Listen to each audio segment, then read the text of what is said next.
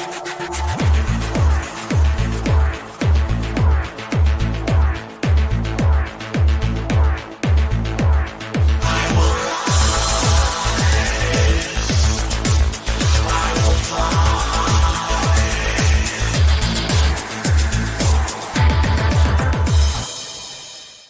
welcome to the Sharpe Show. So happy to have you with me this evening, a little bit past 7 p.m. on the East Coast. It's Saturday night, the day before Easter, and midnight mass will be tonight. For those of you who may be celebrating, good for you. I will not be doing the red eggs this year, as many Eastern Orthodox do, Greeks do, I should say, and not this year, but maybe next year. So we'll see. No red eggs for me this time. Those of you who are in that world know what I'm talking about. So I'm here for an AMA. Why? Because I try to do at least one per week, because I know you guys do like the AMAs. You like the chats. I know last week we had a good AMA. Yesterday we had a pretty good chat back and forth. And I wanted to talk about something which I thought I had brought up months ago. My worry, my concern, and my concern that anybody, any group of people who winds up becoming so popular or so dominant, going too far and messing up and making people, either say no or backlash or something like that. That was my worry. And it wasn't because it was Trump. It was because anybody would do it, to include Trump. Trump is not immune from this. I see it in New York State. The New York State Democrats just keep going until people are just running away from the state, because there's nothing stopping New York State Democrats from doing whatever they want. Super majority. A Democrat hasn't won a statewide election in New York State in 23 years, and it's nowhere near going to happen again. All those things keep happening in New York State, and I'm now beginning to worry that this is going to happen in America with Trump. So I want to talk about that as a start. But again, this is AMA, whatever you want to ask. And I do want to bring up one thing. The reason this got me spurred was because of this from CNN. Now you're going, CNN, is it? This one guy from CNN, he tends to tell the truth because he pisses people off on CNN. But this time, he didn't piss them off. He had news that they liked this time. So he was their buddy then. Let me see if I can get you guys to see this piece. This is the guy talking about Trump's polling. We are getting a clearer picture of how Americans are feeling about President Trump and his economic policy now 12 weeks into his second term. CNN chief data analyst Harry Inton is here to run the numbers. Hello, Harry. Happy Sunday to you. You as well.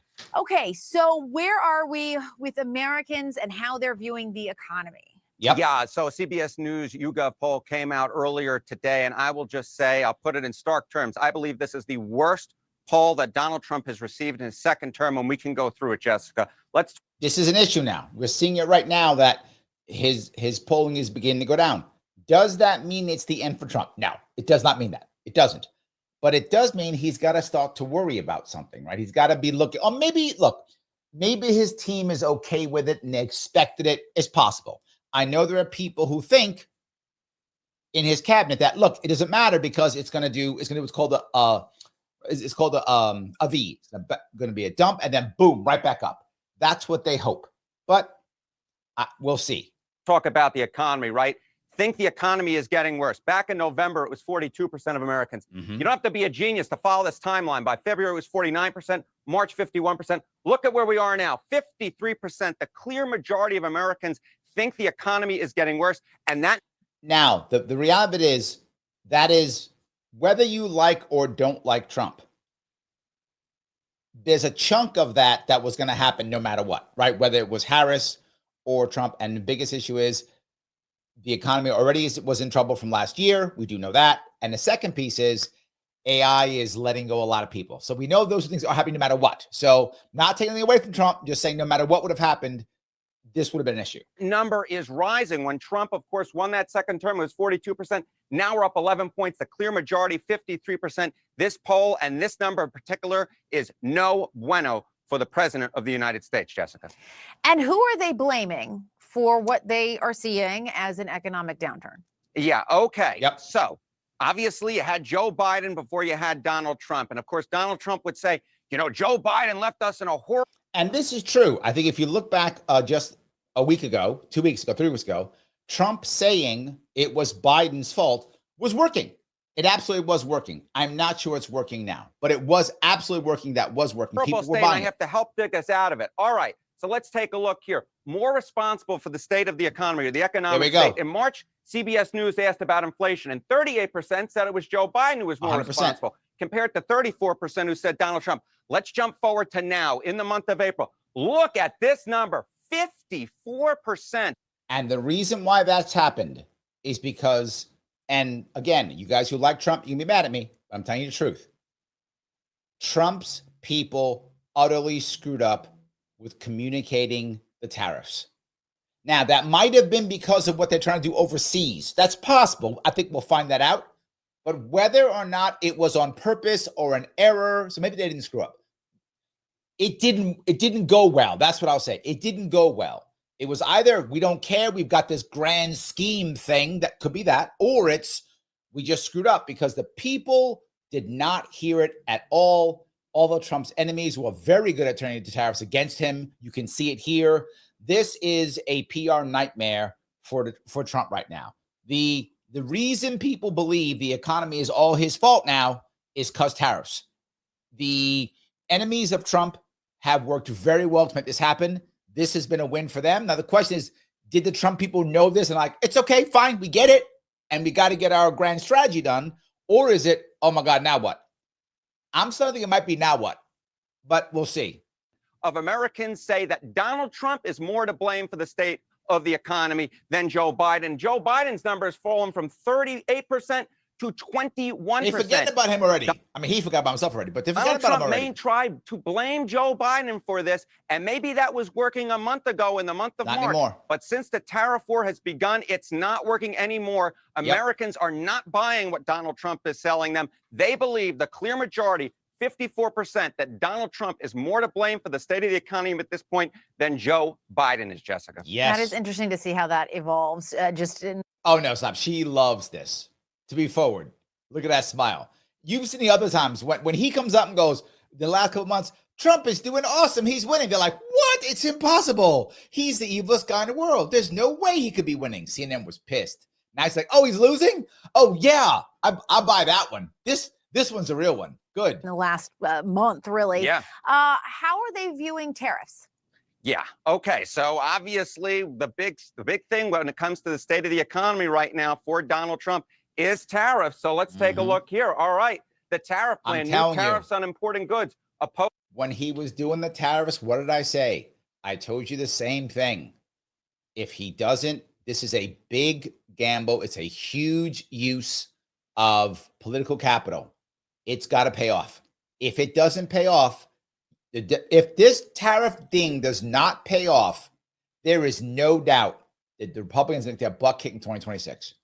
If it pays off, it's going to be amazing, right? Trump has to do three things to be just an amazing president in almost everybody's eyes, right? I mean, some people are going to hate him no matter what, but take away those chunks of people.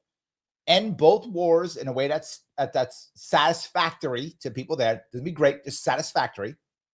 And turn the economy around and make this tariff thing work. If he does those three things, he's amazing, and the Democrats will be crushed in 2026. If he doesn't do those three things, versus favor. You go back to January, look at this. 48% said they favored these new tariffs, these Donald Trump tariffs, compared to 46% who opposed.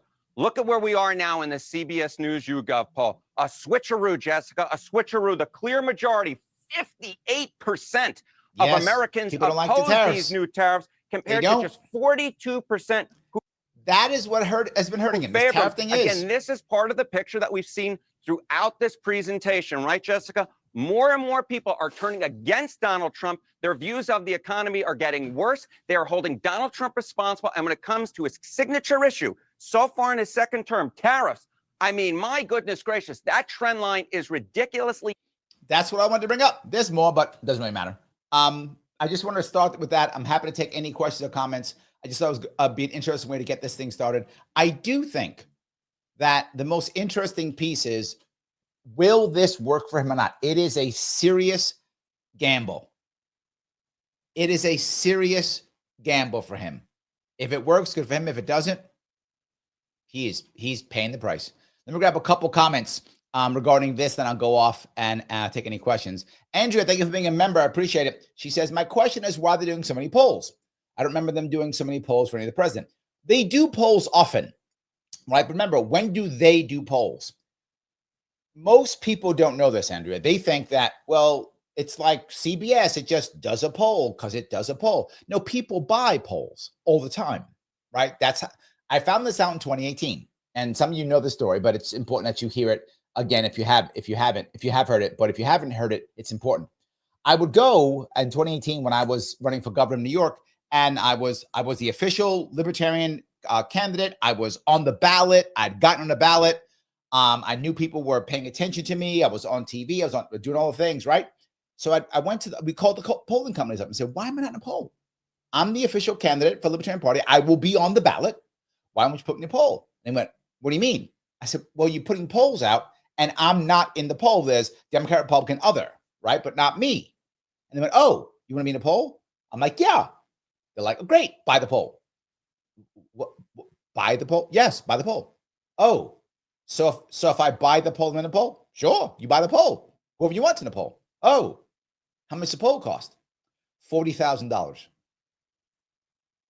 How is an independent Andrea like me supposed to afford $40,000 for one poll? One poll, 40 grand. And that was 2018.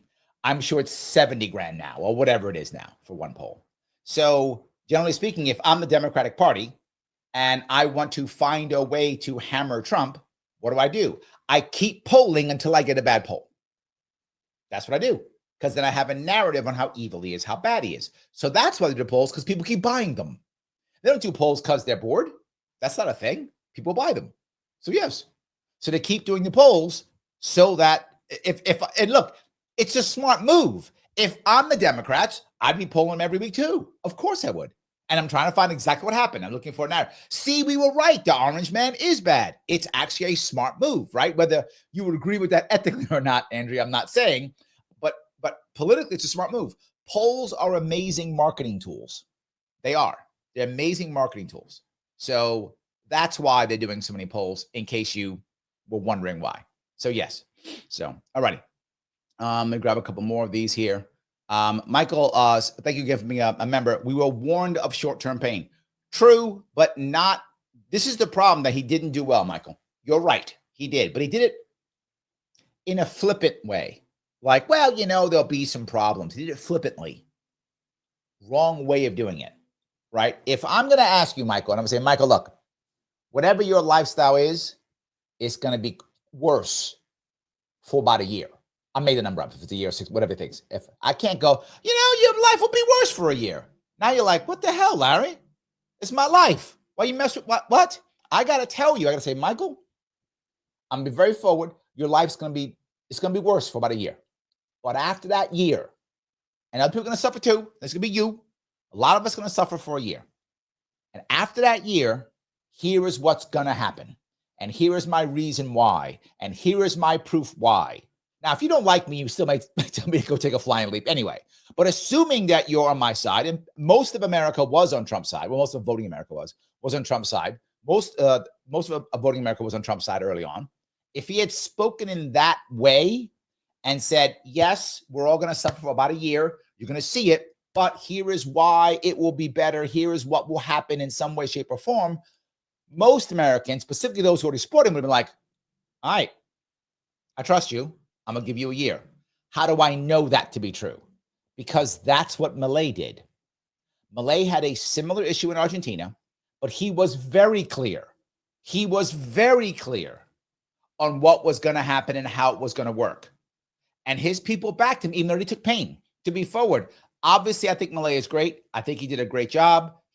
But his stuff has not been perfect. He screwed up and he's made mistakes and people have suffered. That's true. I don't think there's any way realistically that couldn't have happened, but it did. And the people backed him. He kept over 50% favorability rating his entire first year, even when things were wrecked. Why?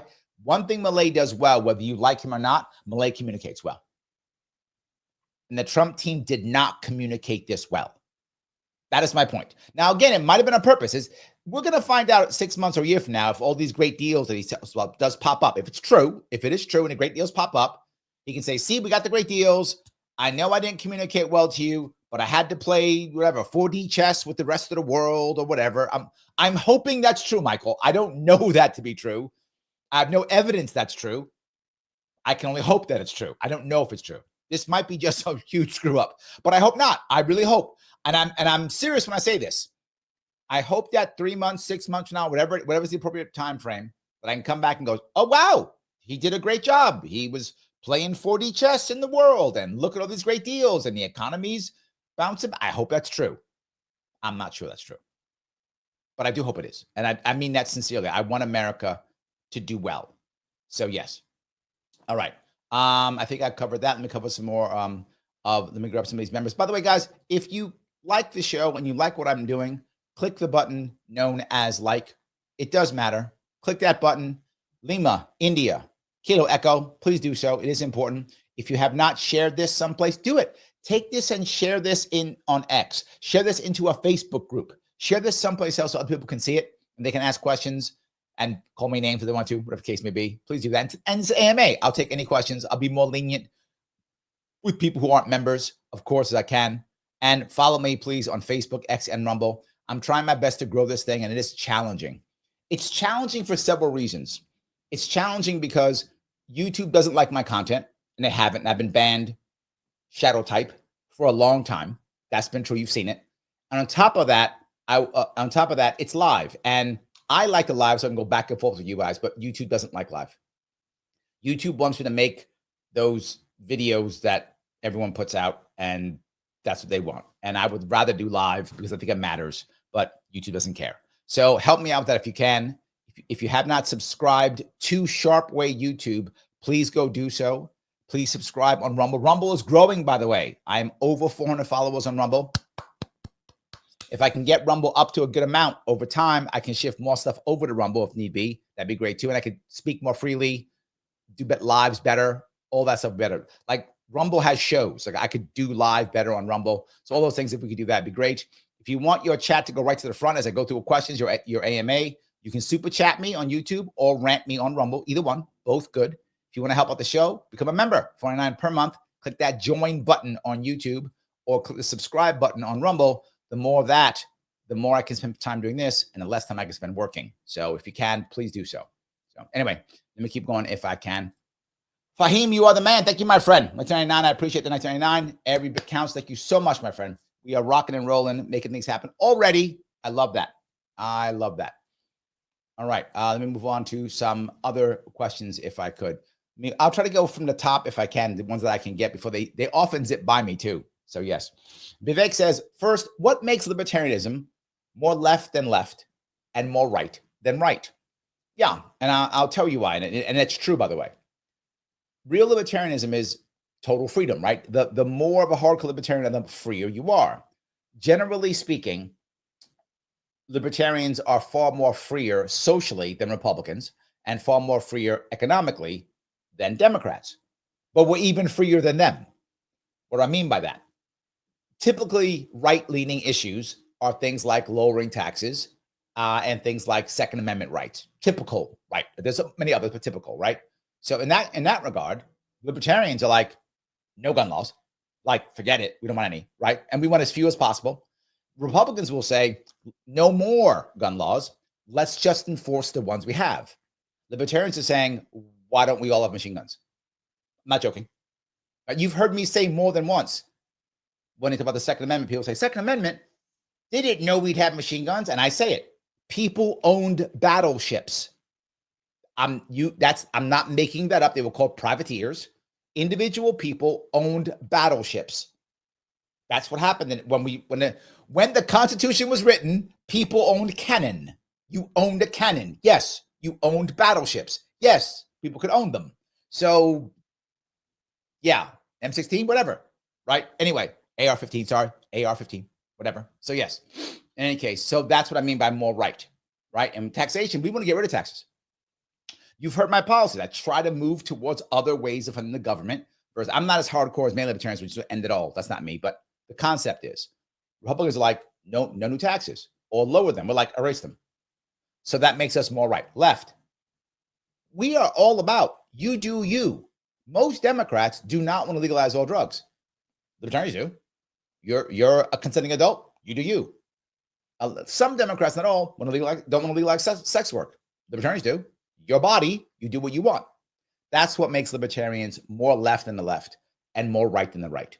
We are. That's where we go. Freedom, maximum possible freedom that we can possibly get. Some people are totally hardcore and want free everything. Right? I'm not that guy. I want to move towards that 100%. I don't want to end it right away. I don't think America could handle it. And that I've explained why, but I think that makes sense. So, yes. Vivek says, second, what do you think of replacing the death penalty with exile? It's no. Exile is, who's going to take horrible people, number one, right? Are we going to send them all over to El Salvador? That's cruel and unusual punishment. Terrible idea. But not just that. I don't trust the government to even be that way. I don't. Right? I don't trust. Do I believe that the death penalty is by default wrong and evil? Actually, I don't. To be forward, not by default.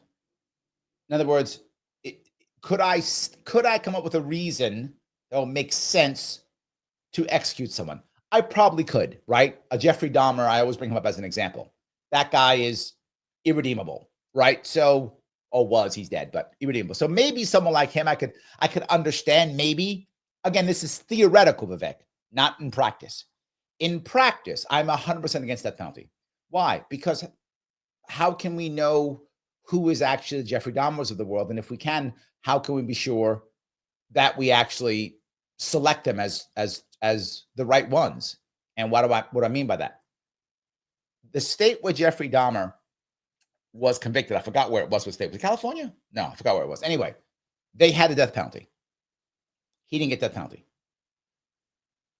Jeffrey Dahmer kidnapped, drugged, beat. I'm on YouTube, so RAPED,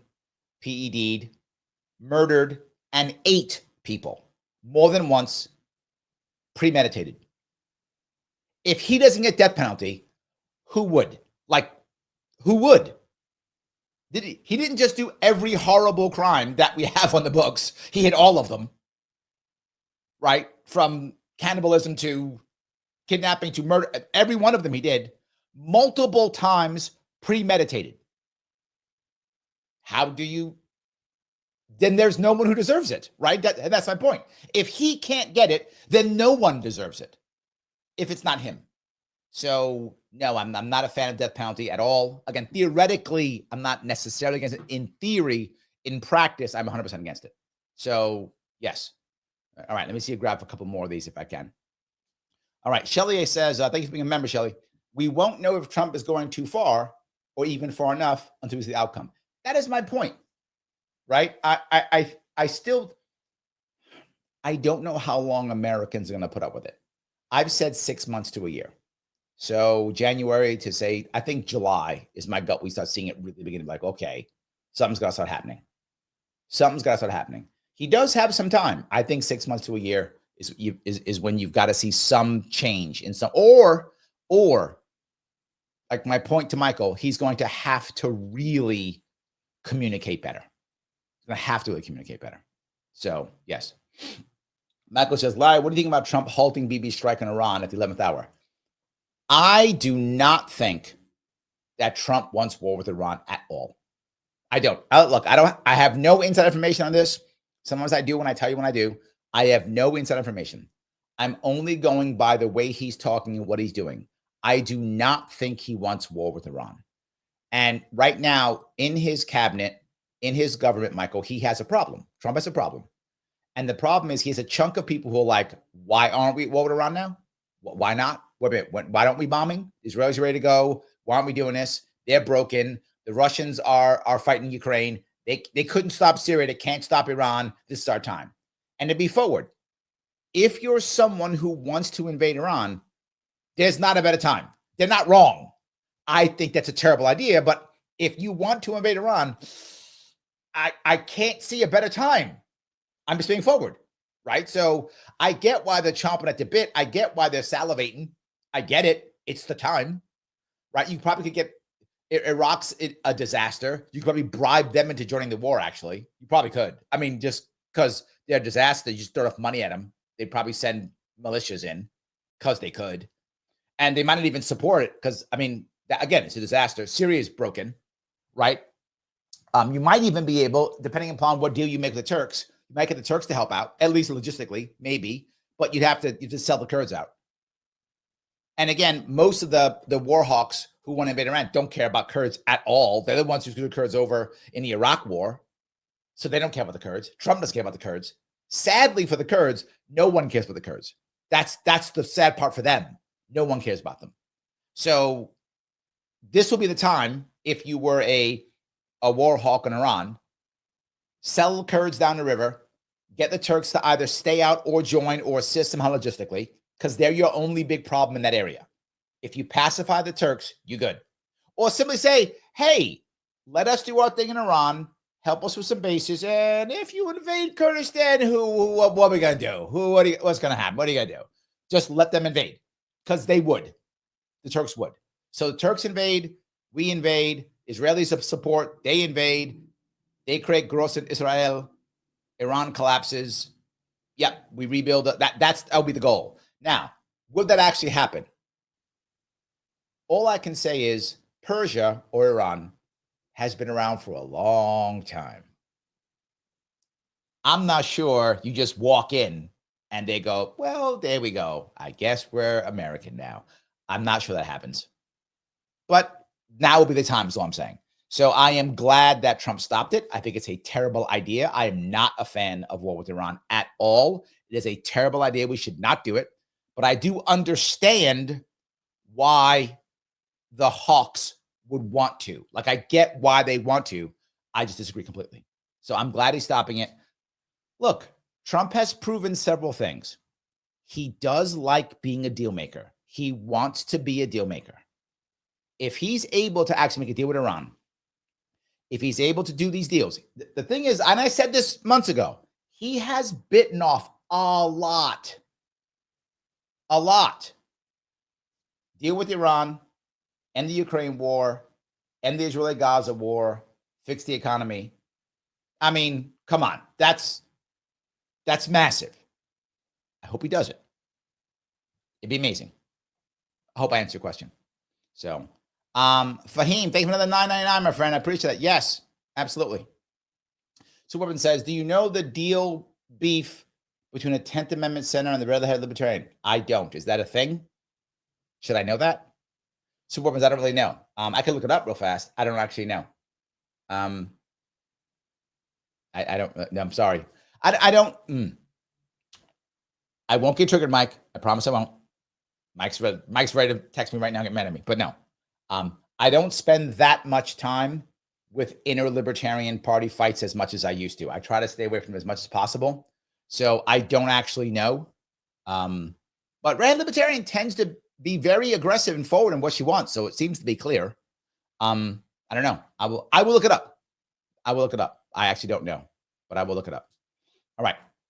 Let me grab a couple of these if I can. I'll keep going down this road. All right. Let's see here. Let me keep going down here. James says, a president not approved by independents. Yep, sounds about right. Independents gave him a chance and he clearly blew it. More than ever, our country is a dose of third partyism right now. I agree, but I don't think he blew it. To be clear, in his mind, he did blow it as far as third parties are concerned. True. But in his mind, James, I think he did exactly what he wanted. He said, you do A, I'll do B, we're good. Trump is transactional, and that is both good and bad. But if you understand that, you can work with him better, right? He is transactional. So he said, you Maha people, you back me, and I'll put Kennedy at HHS. They backed him by millions. He put Kennedy at HHS. Now he's done, James. Say, I did my deal. We're good. That's a deal. In his eyes, he didn't screw anybody over. He said, give me this, I'll give you that. Deal done. Right? He said, libertarians, vote for me. I'll free Ross. About 500,000 voted for him. He freed Ross. Done deal. I'm good. He doesn't see it as screwed at all. He does not see it that way.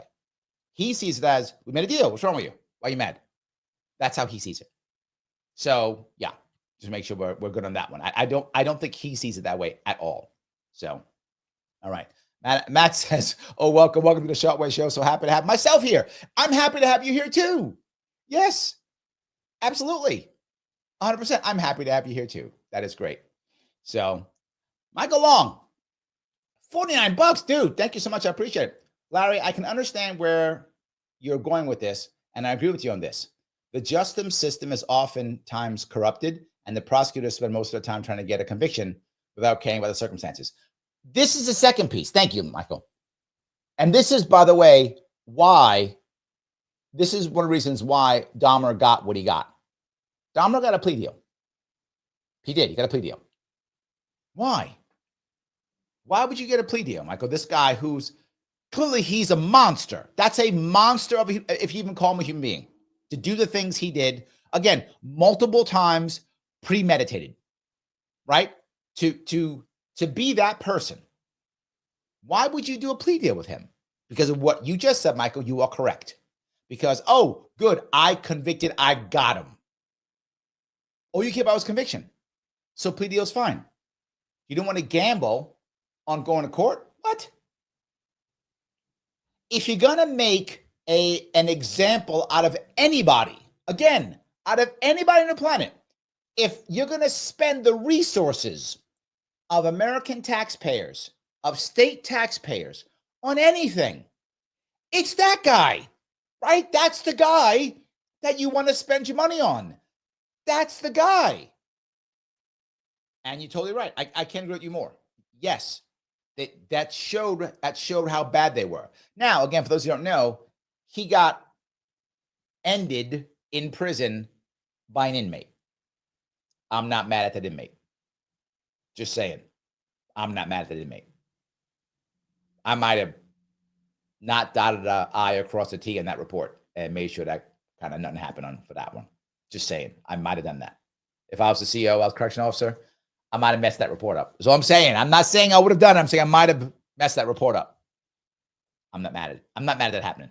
That's all I'm saying. So yeah, I might give that guy maybe, lower his sentence a little bit. Just saying it's, you got 20 years? Yeah, you got 19. It's fine. Anyway, thank you for that, Michael. I appreciate it. I agree with you completely. Yes. All righty. Let me move on to the next one if I could. IC says 12 weeks. Wow. Large obstacles. And I guess they expected Trump to move mountains. I don't think they expected Trump to move mountains. I think they were waiting. There's a group of people in America who are just waiting for him to fail and can't wait. I'll be forward. Bill Maher said it on the show on Friday. He said it. He said it before, and he's proud of it. Bill Maher said back in the day when Trump was the first time, he said he was hoping for a recession. He said it. People got mad at him for it. He said it's the only way to get rid of Trump. That's what Bill Maher said. He said it again on Friday. So if you're part of the Bill Maher crowd, yeah, you can't wait for failure. You can't wait. I'm the opposite. I hope he succeeds. I don't want us to struggle because I want to get rid of Trump so bad. That's not who I am. I want the country to do well. I wanted Biden to do well. I did. And if you were watching me, I wanted Biden to do well. Clearly he did not. But it doesn't mean I don't want him to, because if he had done well, the country's not screwed.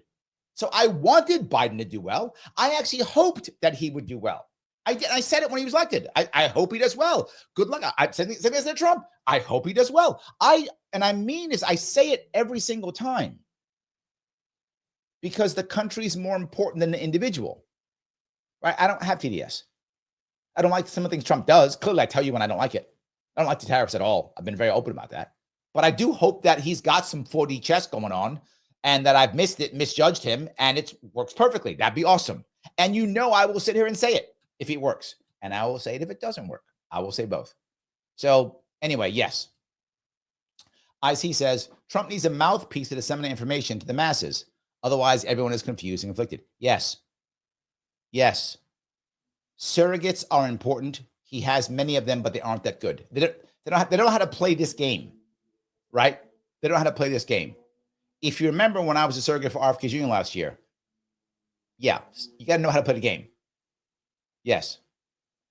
Pragmatic Party, how are you? Hi, you said ask you anything. I did, and people are.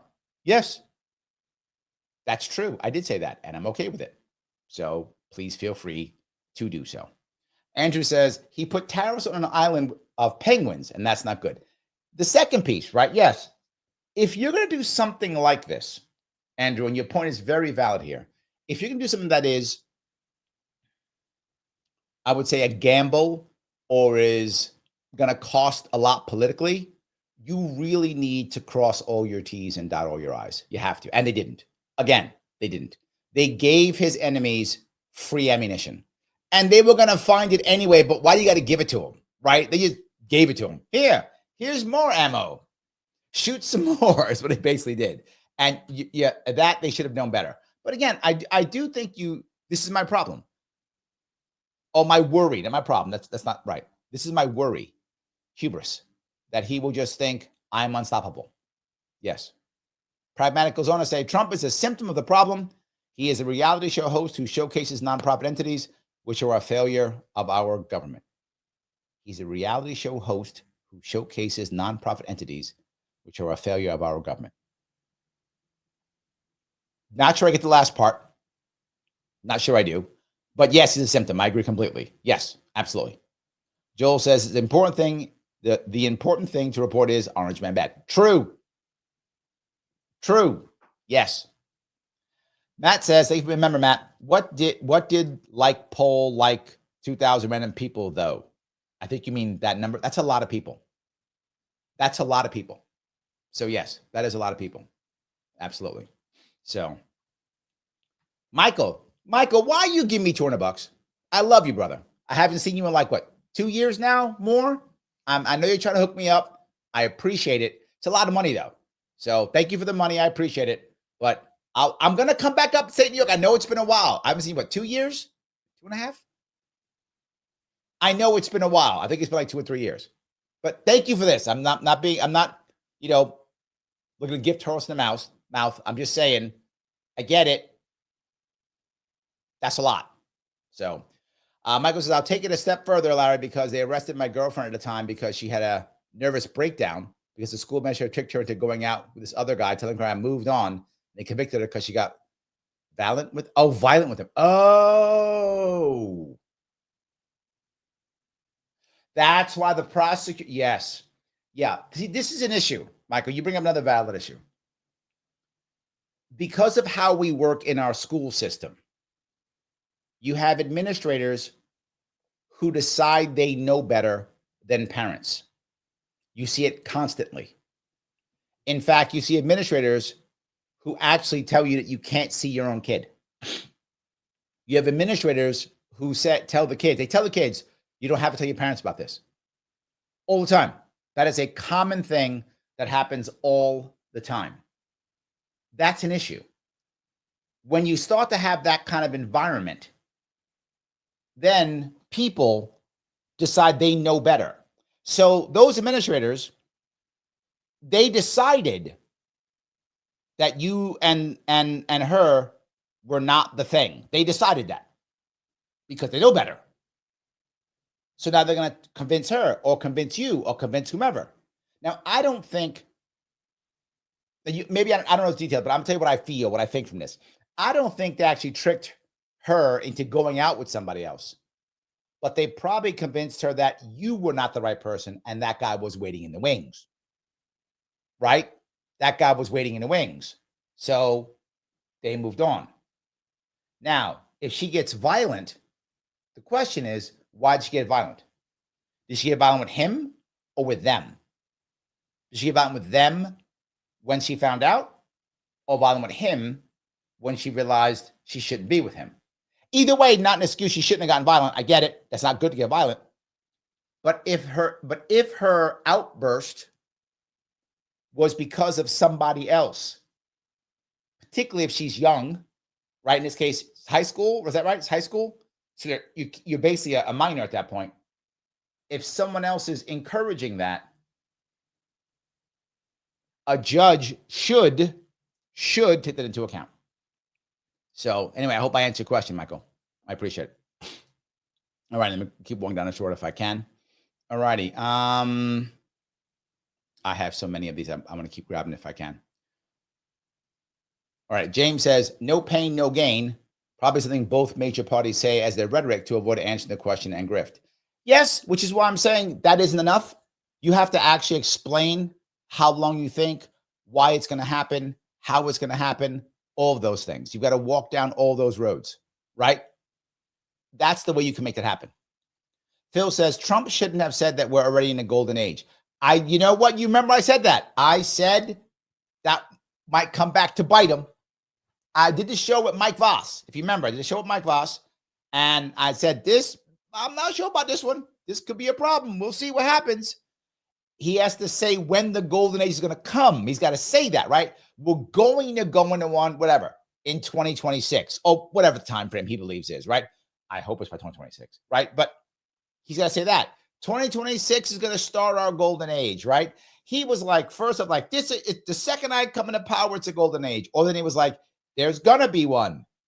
I don't know when, but you're going to love it. Like, that doesn't work. You're correct. Malay said 2 years of correction and rebuilding. Things got better in a year. Correct. Malay was much better at communicating. It's absolutely true. Malay communicated in a way that people thought it would take 2 years, and he knew it could take less. But he covered himself just in case it didn't, just in case it actually took more. He covered himself. So, yes. Thank you for that. Shelly says, I like watching the man on the street polls because they're sincere enough and brutally honest about their opinions. True. That is fun. Yes. Rick says, in 2016, I considered Trump to be an anti-libertarian in every way. After softening that during the 2024 campaign, it seems that Trump's illiberal bent has reasserted itself. I'm not sure it's an illiberal bent, to be forward with you, Rick. I think he just doesn't care either way. He is literally transactional. He wants to be the cool guy who gets the cool stuff. That's what I think he wants. If that means that he'll be libertarian to get it, I think he'd do it. I think he would make a deal with libertarians. If he thought that would help him, he'd make a deal. I think he would. So I don't think he's anti-libertarian. I think he'll be it fine if it gets him something, right? He is trying to seal his legacy, and he's trying to make deals to seal his legacy. Now, some people are upset about that. They're like, well, he's not doing it for the right reasons. He's selfish. I don't care. I don't care if he's selfish. And I don't mean to be flippant, but I'd like a president to help America out. If that's for selfish reasons, okay.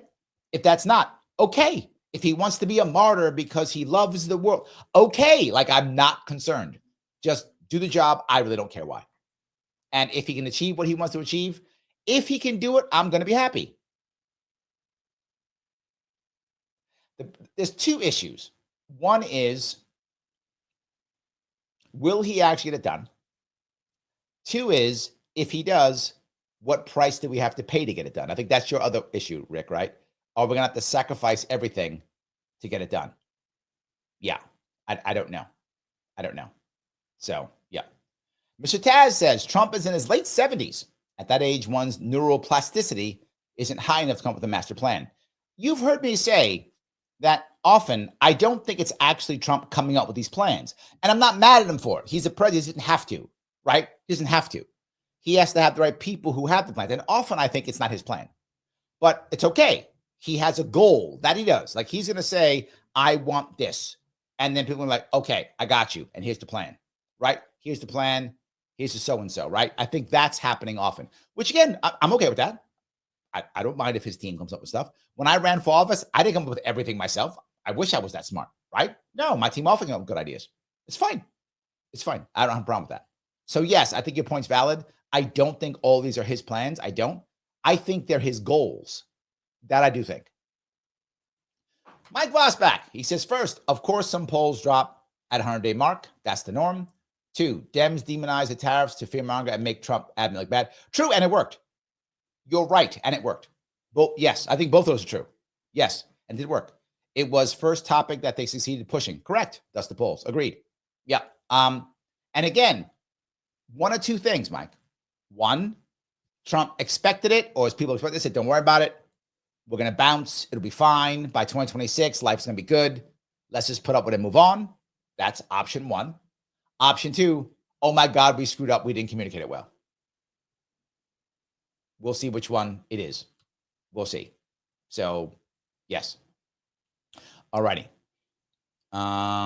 Phil says, I want to commit all my organs to Thomas Sowell to keep him working. Yeah, I'm with you. Yes, he's brilliant. And again, you guys who get mad at me when I talk to the lefties, remember something. And Phil, you know this. Everyone else listening may not. He used to be a Marxist. That's true. Thomas Sowell, one of the great libertarian minds of our time, literally used to be a Marxist. Why? Because with what experience he had and what knowledge he had, that seemed to be the right answer.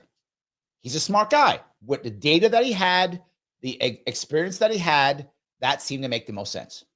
So why did he change? Two things. Number one, he changed knowledge. He literally met Milton Friedman in college. They talked. They learned from each other. So he got that. So number one. And then two, he went to work for the Department of Labor. And then he saw government in action, and he saw exactly what Friedman was talking about. He was like, oh, yeah, I was wrong. And now he's one of the most hardcore libertarians there are. Yes. So that's what I would say. People go, well, someone's a leftist or someone's a neocon, so they're stupid. No, that's what they believe with the information they have and experience they have.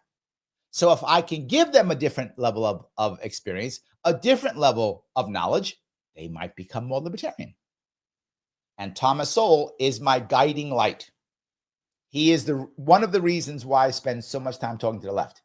Because for those of you who know libertarian movement, it's easier in general for people to come from the right to libertarianism. Easier, and we get more of them. But they also go back a whole lot faster and more often. Right? They come over, then they go back. That happens. It's harder for us to get libertarians from the left, and fewer of them come. But when they come, they ain't never going back. They never going back. Some of our hardest core activists came from the left. You might go, what? Yes, that's a true statement. A whole lot of them came from the left because once they see the light, oh man, do they see the light. They see the light. So yes. And Thomas Sowell is one of them. Came again, you will ask him, you can see it. He was an open Marxist. Not anymore. So yes, thank you for that. So, all righty, let me grab down some more of these if I can. Pragmatic Libertarian says, no taxes on your primary residence. Oh, that's kind of cool. I like that idea. It's a nice idea. Another great way of doing it. I love that. Another great idea. I'm looking over here at Rumble. Let's see. Joel says, I used to be for the death penalty until someone asked me if I thought the government ever makes a mistake. Yeah. I think it was Illinois. Andrea will know this. If you're in the chat, Andrea, I think it was Illinois. They did that death row survey or with DNA check, and something like, I forgot the number. It was a high number, like 12% or something. I'm making that number up, but it was a huge chunk of people who they thought were actually probably innocent on death row, and they were like, moratorium on death penalty, and that was the biggest example of exactly that. Yes. Joel goes on to say it was Julie Borowski video. I like Julie.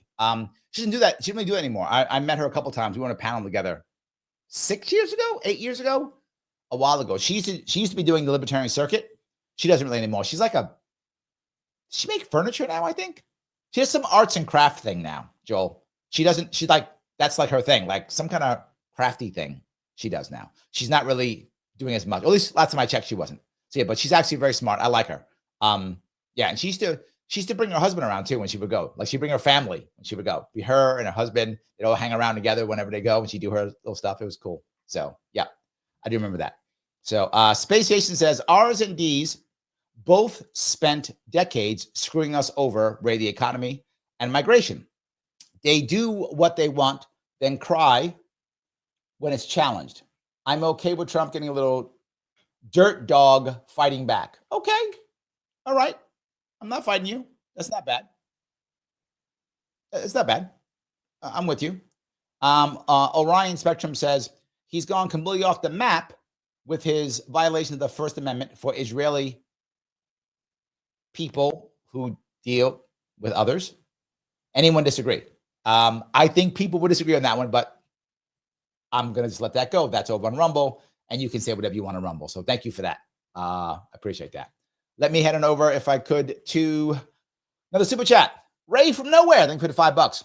I smile every day when I imagine how bad Kamala would have been on all these issues. Free speech, 100%. I've had people tell me this, and I disagree. People have told me that they think Harris would have been much better on so many things.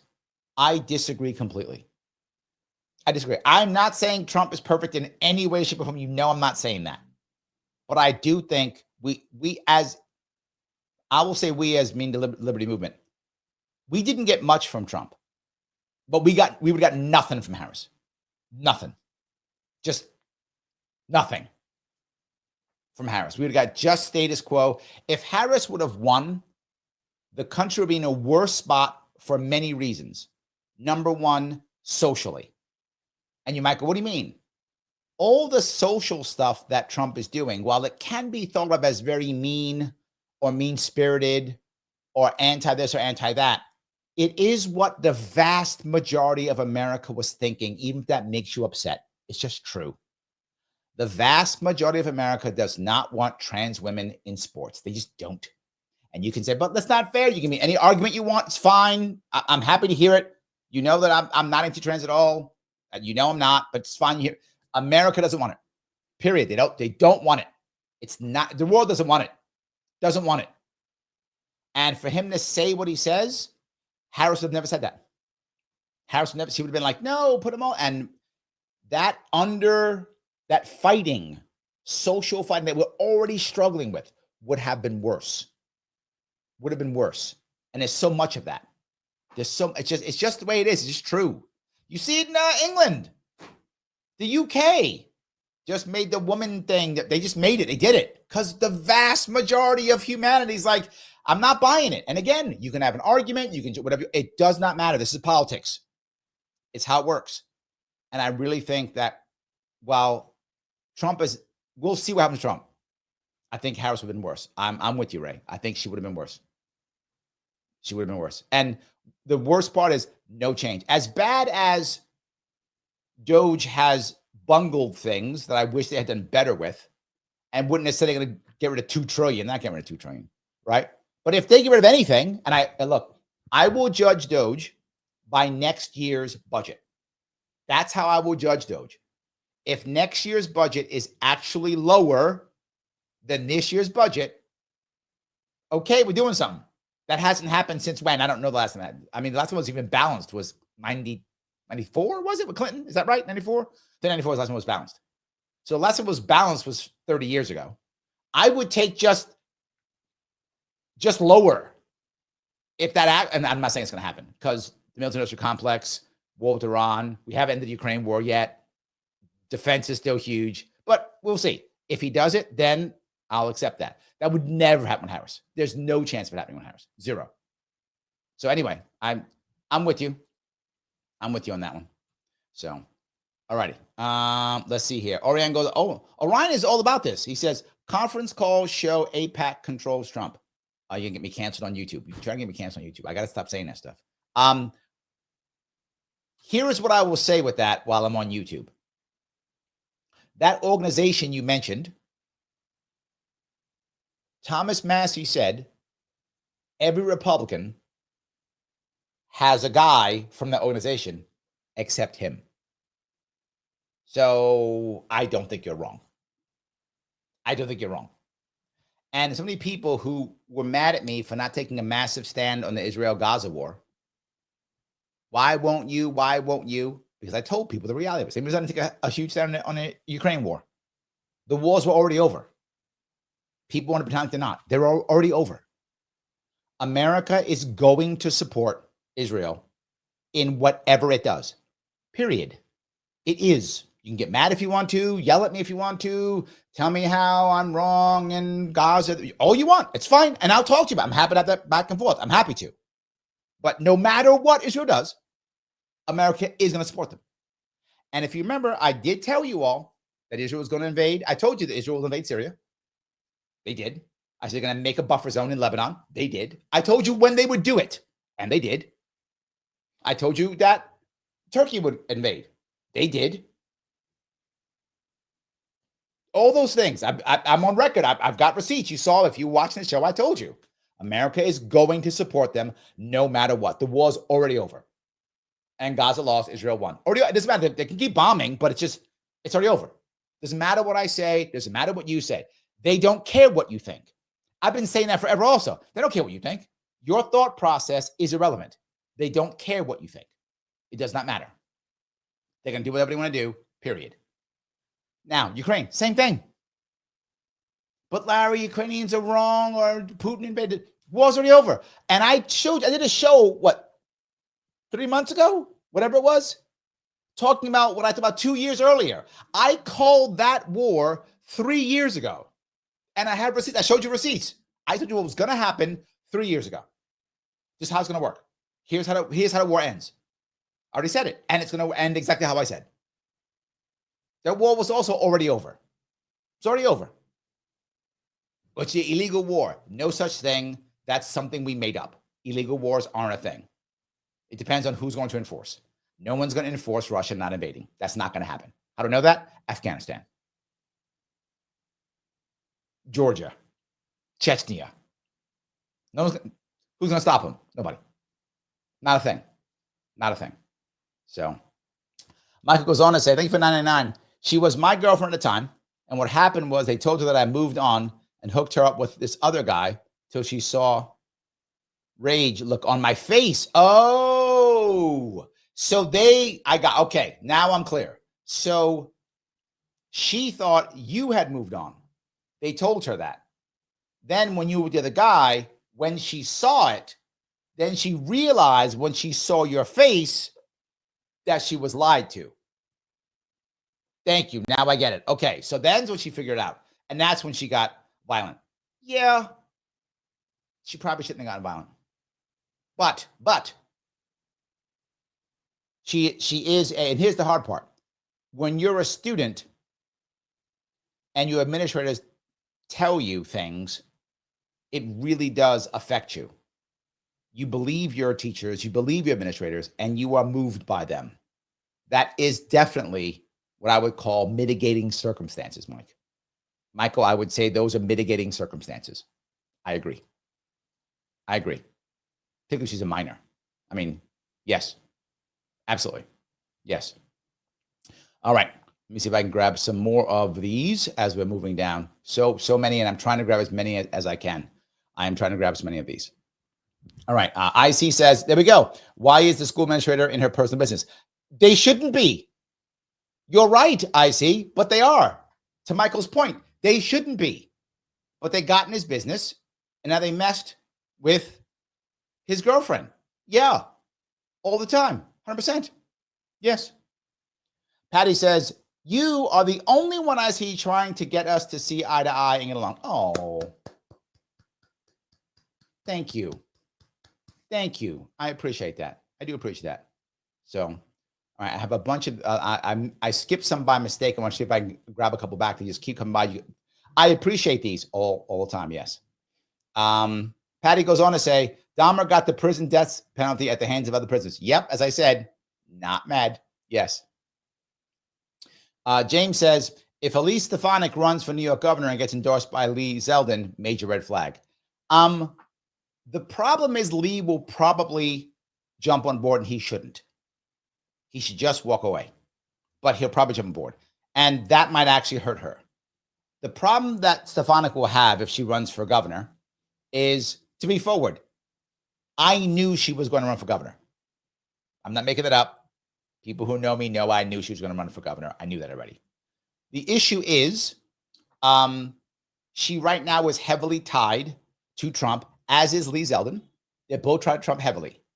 New York State doesn't love Trump, but New York State Republicans love Trump. Now, New York State loves Trump more than any other Republican. That's true. But you can guarantee what the Democrats will do. They've done us, James, 1,000 times. They're going to do it again. The second she runs, they're going to call her Trump Jr. They're going to tie her to Trump all day, all night. They're going to call her Trump. That's all they're going to do. And she's going to lose by 5 to 7 points. Just like Lee Zeldin did. Same thing. No difference. Now, unless she has some kind of special sauce, I hope she finds some special sauce. That'd be nice. Or two, she actually has some ideas. Right now, she doesn't. New York GOP has no ideas. By the way, New York GOP, if any of you are listening, you can go to LarrySharpe.com. I have tons of ideas. You can grab any of them if you want to. They are there.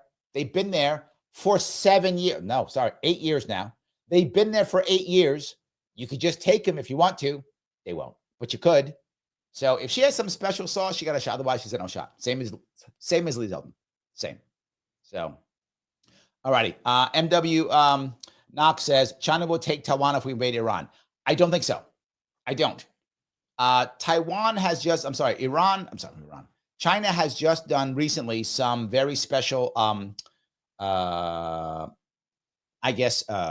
maneuvers, exercises off the coast of Australia, flexing some of their muscle. That's true.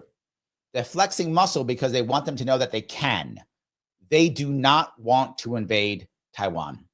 Invasion of Taiwan means massive destruction. And I mean every way. They would, if we invade Iran, remember, to invade Iran does not require our Navy hardly at all, right? Hardly any of our Navy will be required. Hardly any. We will literally just march through march through Iraq or march through Syria or use heavily Turkish troops or heavily Israeli troops, right? Or to be forward, one of the reasons, and people don't like when I tell you this, but I'm going to tell you the truth. One of the reasons why the generals told Biden to leave all our equipment in Afghanistan. That's true. If you look at this, that's true. Michael backed me up on this. He knows. Many of the Biden's generals told him, leave the stuff, leave everything in Afghanistan. They told him it's cheaper to leave it. That's what they told him. That wasn't true. They told Trump that too. Trump said, no, I don't care. If it's cheap, don't leave it. That's what Trump said. Now, problem is Trump didn't get elected again, so Trump couldn't do the pullout. So Biden got the pullout. Biden listened to the generals. The general said, leave it. It's cheaper. Just leave it there. Biden went, okay, and left it. Or Biden didn't know it, didn't care. One or the other. But anyway, whoever was in charge, whether it was Biden or somebody else, no one said no to the generals who wanted to leave it there. And they said their words, because Trump even said it. They told Trump it was cheaper. They told Biden it was cheaper. It wasn't cheaper. They left it there on purpose because they wanted the Afghanis to be able to be armed to fight the Iranians. That's true. That was the reason why they left all those things there. The generals wanted to make sure the deep state, the Pentagon, military-industrial complex, wanted to keep those weapons there. Why? The Afghanis could fight the Iranians, and now when the Afghanis now need to fix their military, it's not Soviet military. It's American military. They had to come to us to buy parts, to buy new stuff and ammo. Yes, I'm not joking.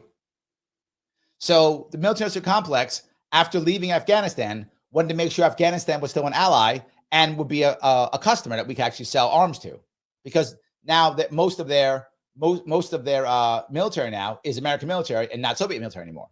So yeah, forget Soviet military. And the Soviet military isn't doing as well in Ukraine, so they're like, we'll use American stuff. Yes, and there've already been clashes. If you look, you can do homework. Look, Iranian border, Afghani. There's already been clashes on the border of Afghanistan and Iran. Already been clashes. I'm making this up. It's already happening.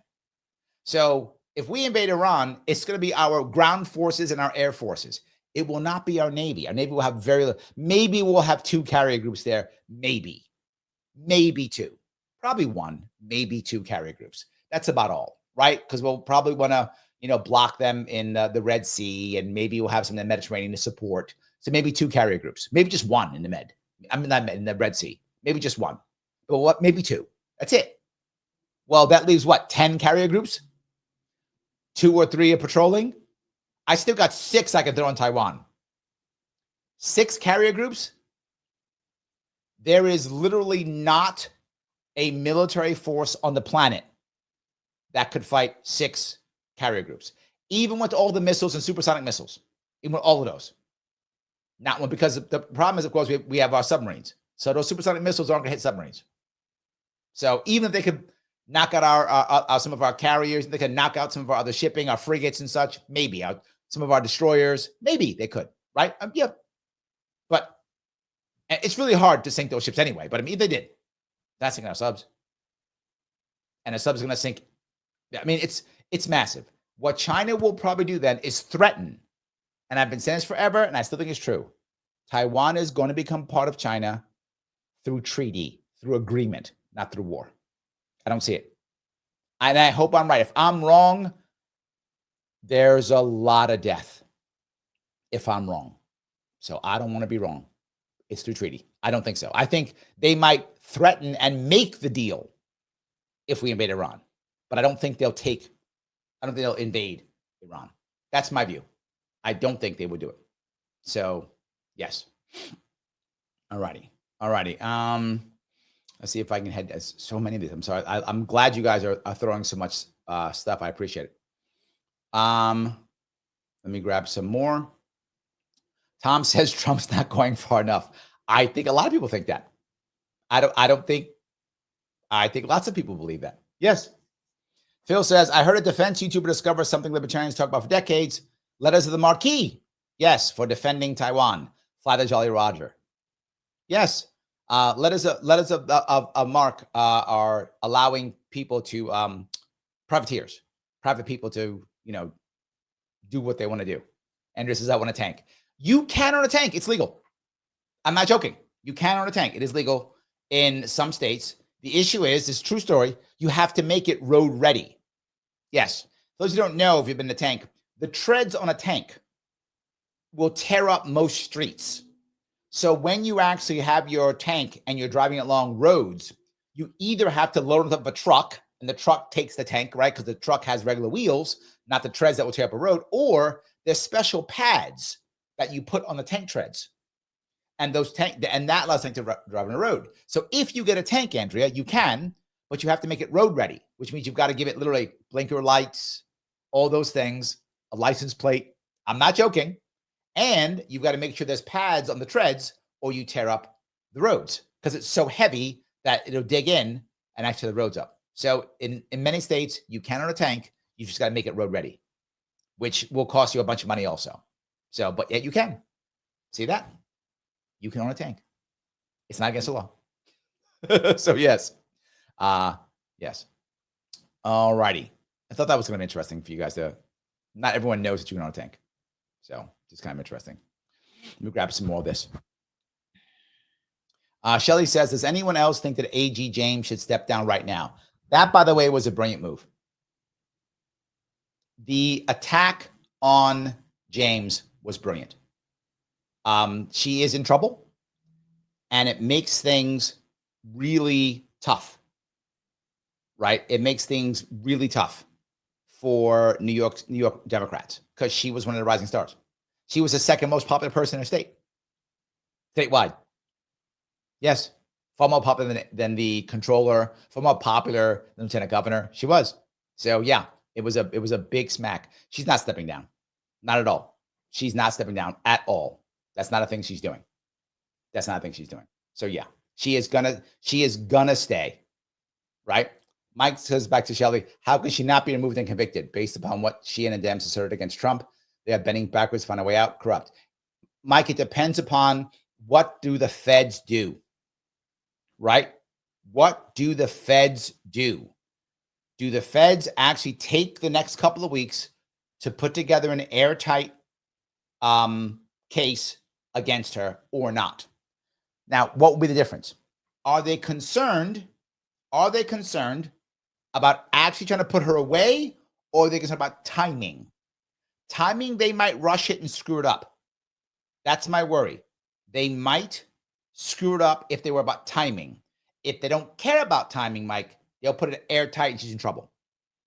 I don't know what they're going to do. We'll find out. So yes, that's the issue. Tom asks, how do libertarians deal with risk? I am surprised how many times I get this question. If I do 10 AMAs, I get this question 3 times. That's how often, 30% of the time I get this question on it. So often I get this question. And it shows that we as libertarians are terrible at communicating as a group. Terrible.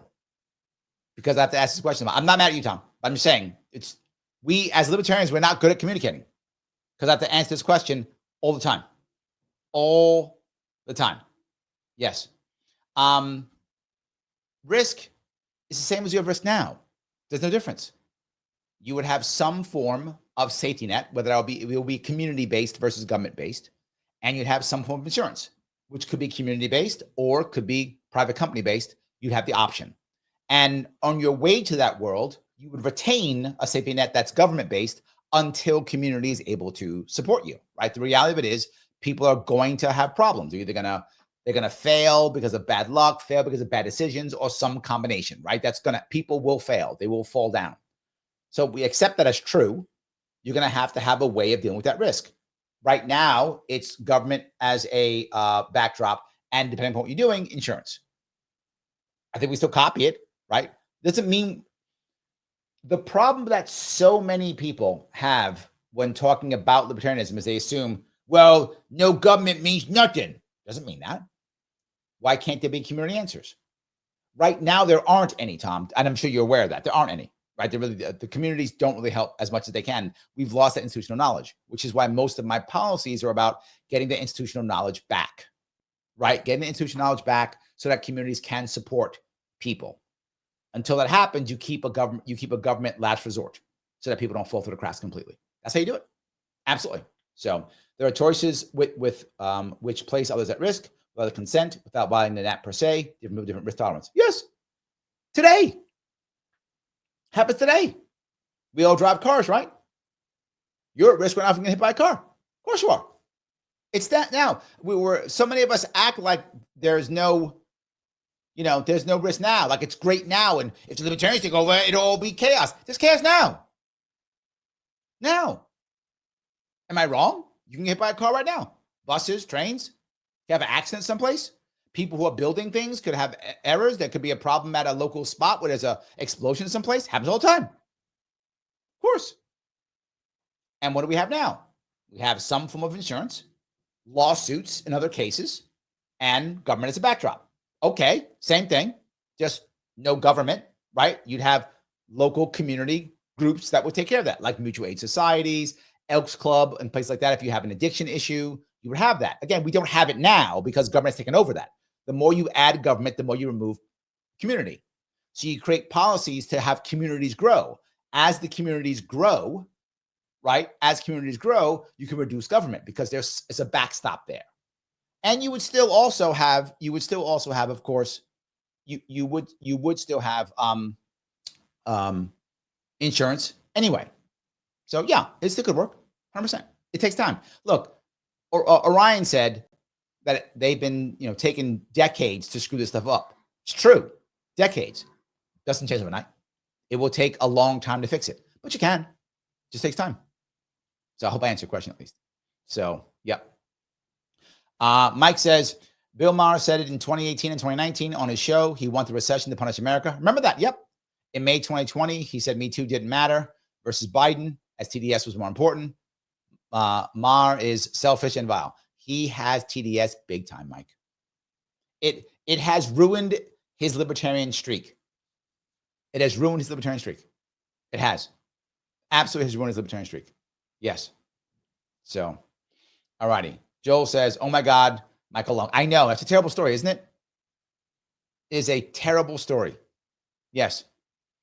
Phil says, I didn't see the AMA. We've got to come up with a good AMA question. They already got good ones already. I need more. All right, we need more. That's fine. I'm gonna keep going. Yes. I'm sure there's a bunch more. I'm just gonna keep going. So, all righty.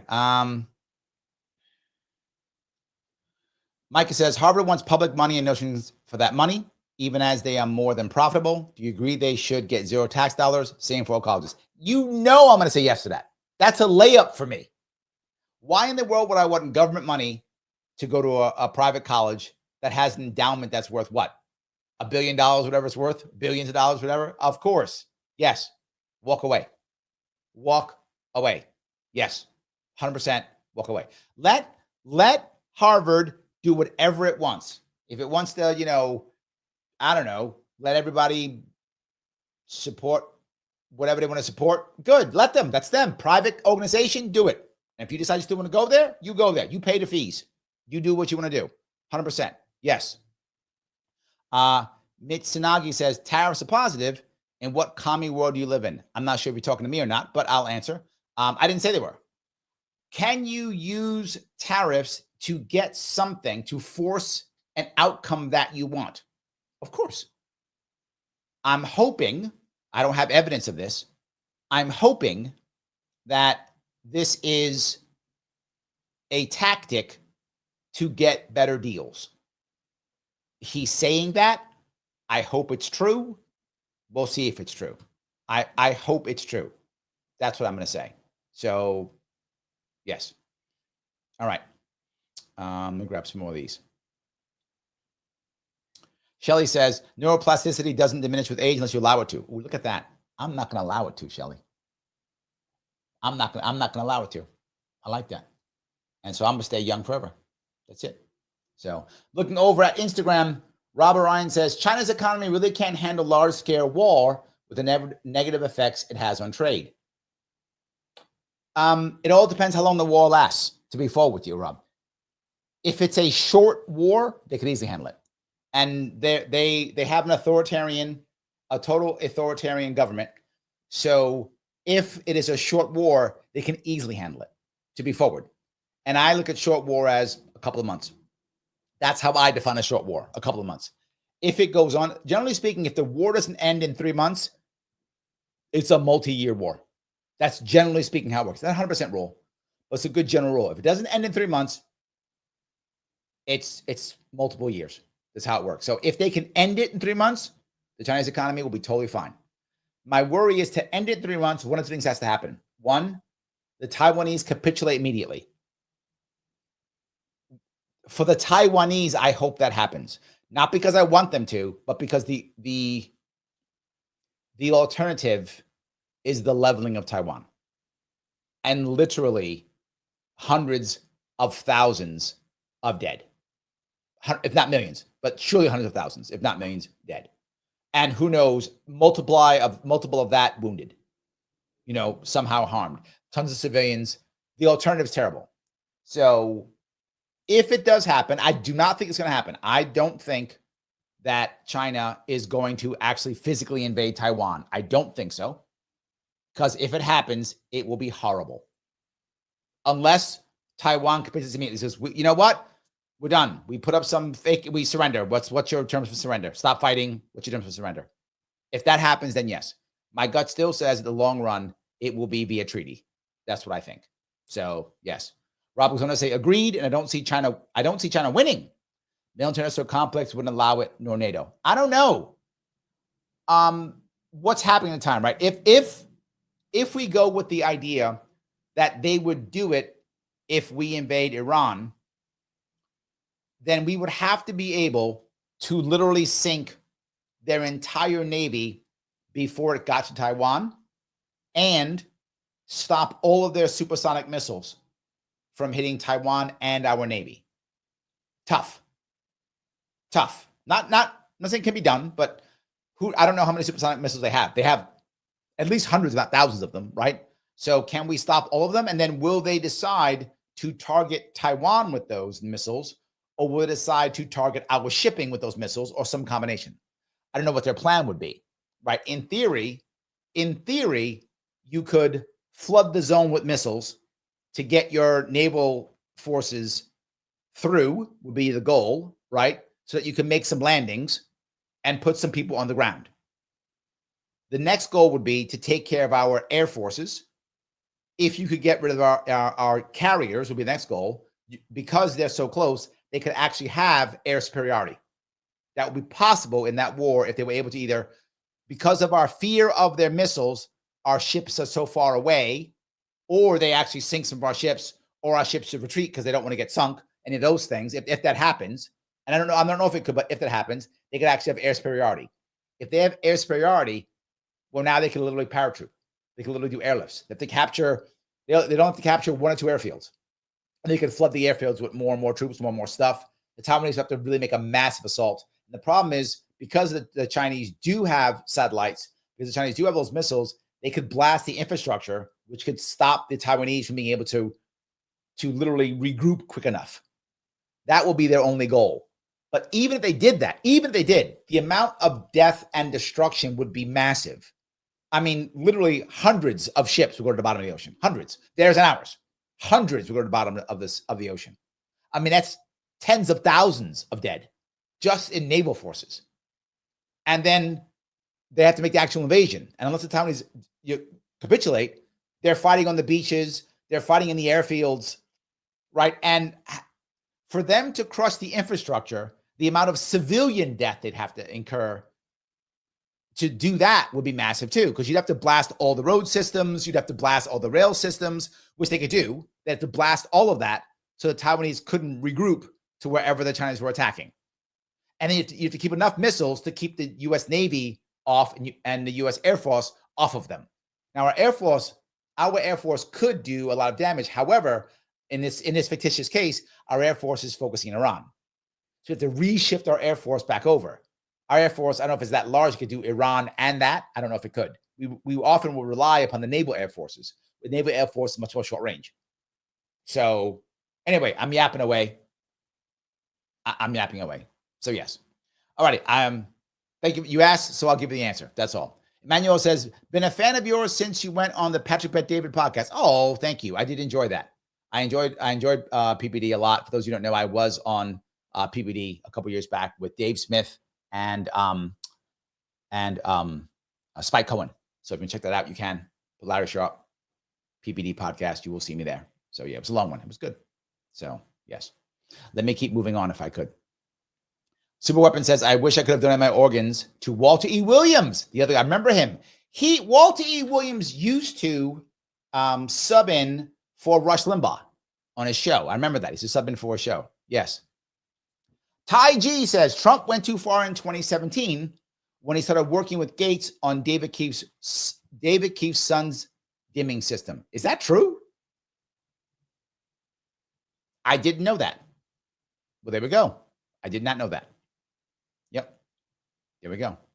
Phil says, conservatism has libertarian mixed in, but not properly. It does sometimes. It does. It does sometimes. Michael says, hold on. Again, thank you for being a member, guys. I appreciate it. What do you think of the Emerald Party? Do you mean the Green Party? Or do you mean the Emerald Party? I don't know what the Emerald Party is. Is that another? I don't know that party. I'm assuming you mean Green Party. So I don't know if you mean Green Party, but I'm going to say Green Party because I don't know what the Emerald Party is. So I'm going to say Green Party. The Green Party, sadly, is broken. They had a real good shot last year of making impact with Jill Stein, and they lost it. Their only chance of impact, one chance, was to absolutely flood the zone. And I told them this. Like, I know people on a campaign. I told them this. Flood the zone in Michigan. Throw every single person, every single dollar, every single resource into Michigan. Everything. And literally full court press. Abandon every other state. They did not do that because they never do. A third party's always think, we got to do 50 state, blah, blah, blah, and it never works. Libertarians do the same stupid shit. It never works. It's a terrible idea, but they always do it. Why? Could she have won Michigan? Probably not. But could she have made the spread so that now the talking point is, without the Green Party, Harris wins Michigan? That's what they had to achieve. They had to get that spread. They didn't even make the spread. They had to throw everything in fully to break the spread so that the story could be Harris wins Michigan if it wasn't for the Green Party. Now, that's not accurate, but doesn't matter. If they had thrown everything in there and they made that spread, that would have been something for the Green Party. Now they've got some movement. Now they've got some power. Now they've got some leverage. That would have made them a powerful party. They didn't. So, yeah, not at all. I wish they had. So I hope that was what you were asking me. I'm not sure if you were or not. So, all right, I'm grab some more of these if I can. The Liberty Lady is here. She goes, there's some people like Kaufman of New Hampshire who don't want libertarians that come from the left. He's been pretty clear about it. Yeah, that's true. Totally accurate.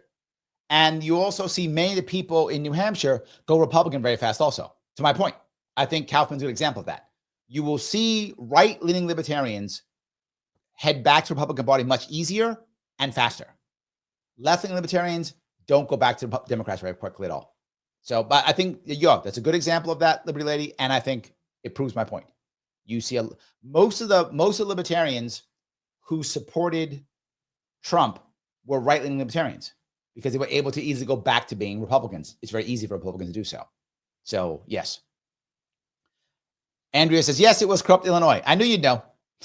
I knew you'd know. I knew you would. Yes, 100%. I knew you would know. Kim says, too many killed by death penalty and exonerated after death. Makes me sick to see that. 100% yes. 100% yes. I completely agree. Completely agree. All righty. Phil says, I think the biggest criticism I have against Trump is that he's still having a big government approach to both Republicans and Democrats have a reason to lie and say they cut spending. I think the biggest criticism I have against Trump is that he's still having a big government approach, but both Republicans and Democrats have a reason to lie and say they cut spending. I'm not sure where you're there. I mean, he's not a libertarian. I don't think he's ever said he was one, right? I mean, he's not. So I guess yes, but that part I'm not shocked. Trump has never said he's libertarian. He's never said I'm libertarian. I'm one of you. He's not saying that. I don't think he's ever said that, and he's not. So, yeah.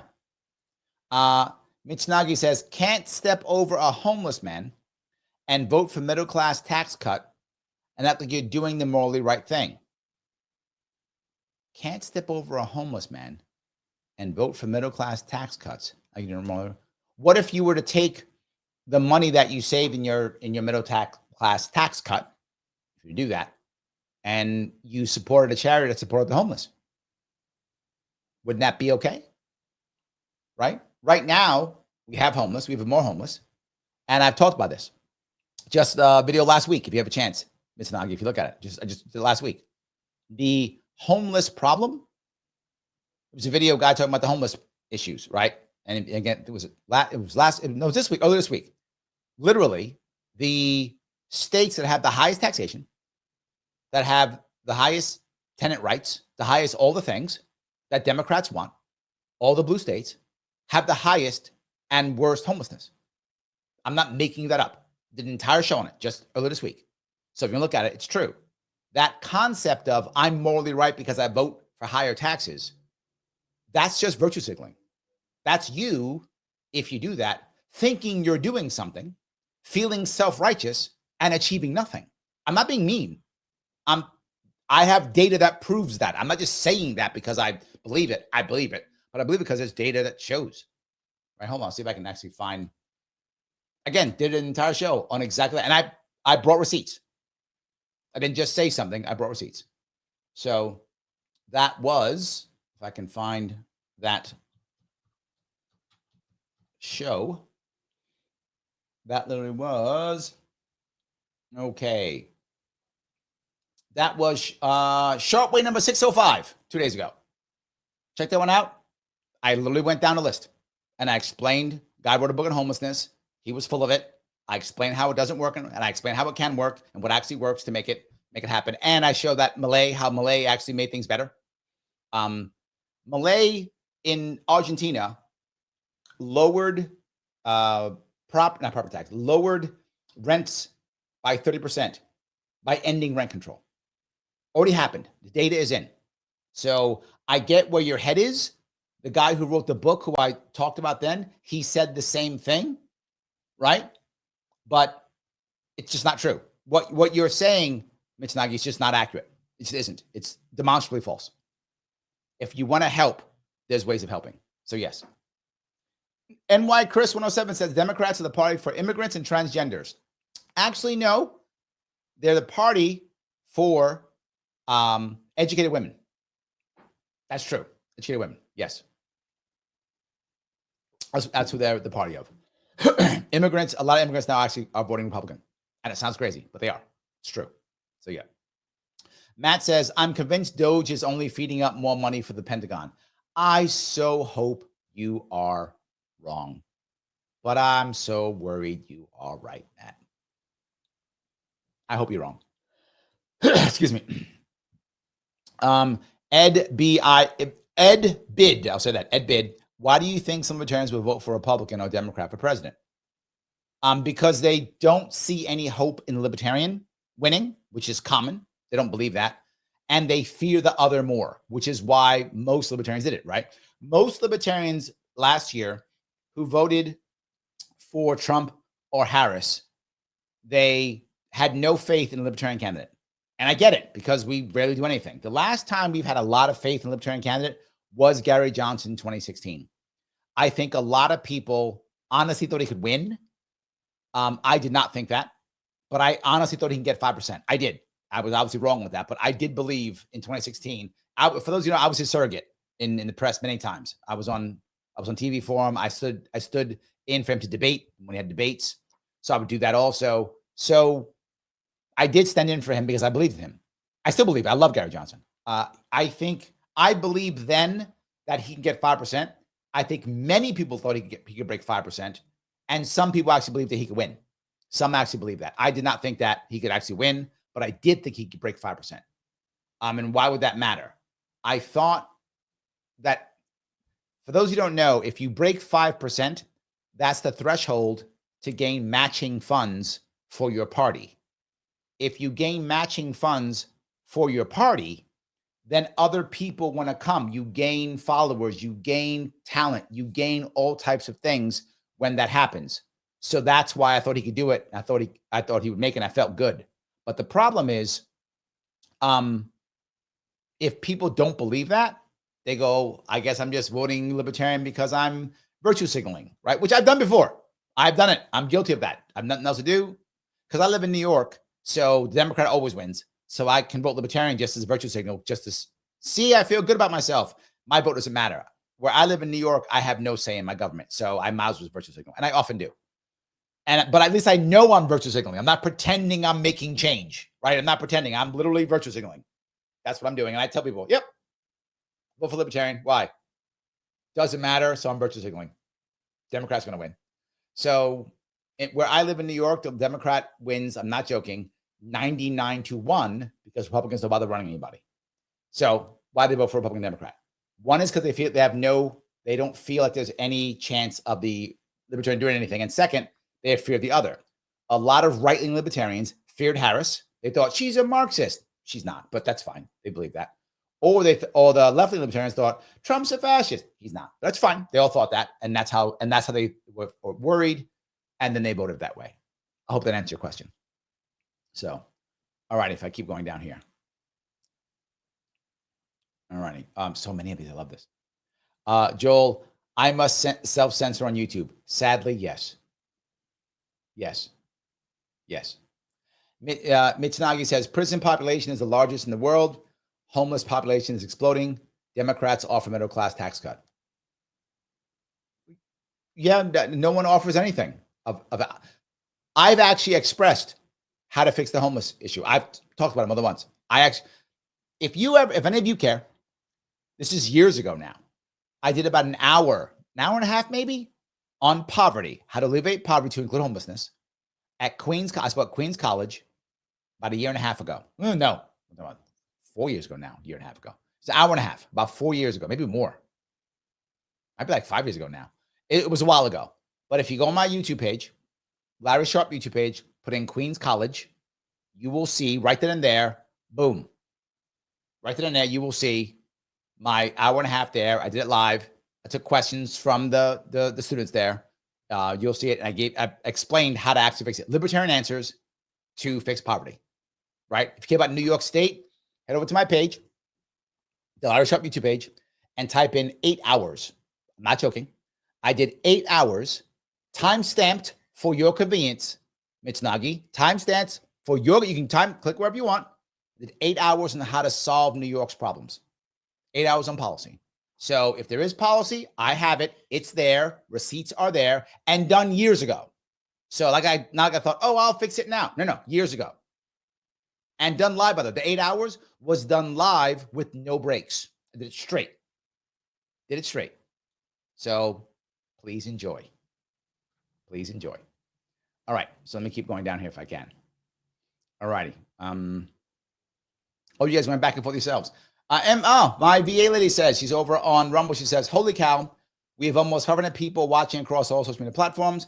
Every time you mention your Rumble, you get followers here. Follow Larry, or you love tariffs. Yes, she is correct, guys. Please do me a favor.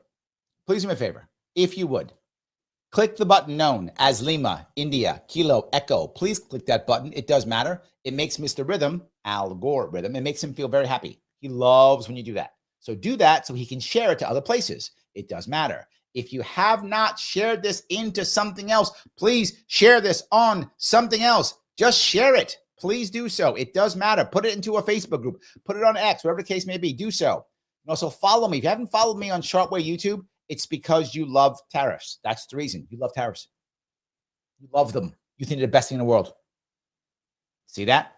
Or follow me on Facebook, X, and Rumble. Go there, follow me. If you haven't followed me on Facebook, Rumble, and X, you love, I don't know, war with Iran, I guess. Some of you do. Whatever. You love war. There we go. Whatever insult you want. It's the insult that you don't like. That's what you are. So please do that if you would. I appreciate it. If you want your chat to go to the front, super chat me or rant me on Rumble. Super chat me on YouTube, rant me on Rumble. And of course, membership is always great. Click that join button, $49 per month. Keeps me going. Every one of you is a member. Thank you so much. The membership is really important. Please keep the memberships up on YouTube, Sharpe Way, and also on Rumble. Click subscribe during the live. And also, if you can follow me on Rumble, I'm past 400 already on Rumble. Trying to get Rumble up because I don't have to talk like a baby. I can talk like a human being on Rumble, which is nice. Yes, which is nice. I would like just to be able to talk regular. So there we go. Lunatic has showed up. He is in the building. Thank you, Lunatic.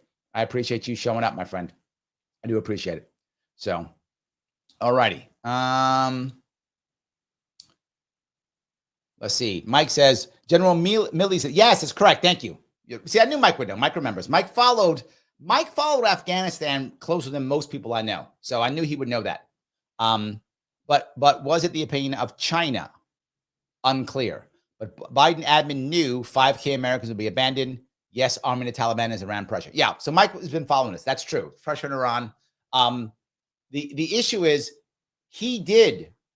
Milley told Trump to leave it. But Trump actually said no. Trump's like, no, I still want to take him out. I don't want to leave all the stuff here. Trump actually did not wanted to pull it out anyway. This is I don't have data on this, but Mike, you might. I think that's one of the reasons why the generals delayed everything they possibly could and sandbagged Trump on his policies, hoping he'd lose the election so they would be able to leave all that stuff there. No, that's me. That's my conspiracy brain. But I think it was on purpose. I think it was on purpose. They sandbagged him because he actually wanted to remove the weapons. And I don't know. Did Biden want to? Or I don't know. That's the issue. I don't know if Biden knew anything. I don't know. But here's what I'll say. Biden didn't say yes to take them, and Biden's responsible either way. But do I know if he actually did anything? I don't know. I don't know. Who knows? So, who knows? Matt says, Larry, speaking of carriers, how do carriers not easily get sniped by supersonic missiles? Is their radar like 1,000 kilometers or something, and jets will intercept them, or how are they not sitting ducks? Three things. Number one, the supersonic missiles would have to actually be very specialized missiles, which I don't know if the Chinese have enough of them that could sink a carrier. You could hit a carrier 2-3 missiles and not sink it. You could hit it, but it wouldn't sink. I mean, these things they're massive. You'd have to really hit it. You'd have to hit a carrier more than once. And we also have so many other ships around it. And we also have our Aegis. Aegis does have a chance at stopping a supersonic missile. They've been practicing that for a long time. And Aegis, right? Aegis. It's basically a Gatling gun. Is basically what it is. It's a Gatling gun that shoots down missiles. It puts up a wall of steel, right? So that the missile hits the wall of steel. So a lot of the frigates and missile destroyers that we have that are support ships for the carriers, it will be their job to shoot down those missiles. So what would have to happen? They'd have to sink those ships first. Frigates in the Navy are literally called missile catchers. I wish I was joking, but they're actually called missile catchers. That's what they're called, because you have to knock them out first before you can get the carrier. So they'd have to have enough missiles that would be able to get past the frigates and the Aegis wall of steel, and, which maybe they do. I actually don't know how many. Mike might know. Mike has paid some attention to the supersonic missiles. I don't know how many they have. If they have enough to do that, plus still be able to hit Taiwan on top of it. So it depends how many they have. That would be the issue. I hope that's clear. So yeah, I'm not saying they're sitting ducks, but we do have defenses against them. It's just not great defenses. So yeah, how many do they have? And then the next thing is, how far do they go out to where they can still get their aircraft in? And then how much are subs being used, right? So the other piece, we would have to destroy their subs first, because their subs could easily find our subs. And then I don't know, can the missiles, depends on when the subs come up or not, will the missiles hit the subs? So that too. I hope I kind of awkwardly answered your question. So kind of awkward, but I hope I answered it at least. I'm trying to. So, alrighty. Let me grab some more of these. Daniel says, some states allow tanks, but only with the cannon disabled. Oh, is that right? I didn't know if the cannon needed to be disabled or not. I didn't know that. So yeah. So, well, then you could always just undisable it if you had to. But yes, you can own one. It is true. Yes.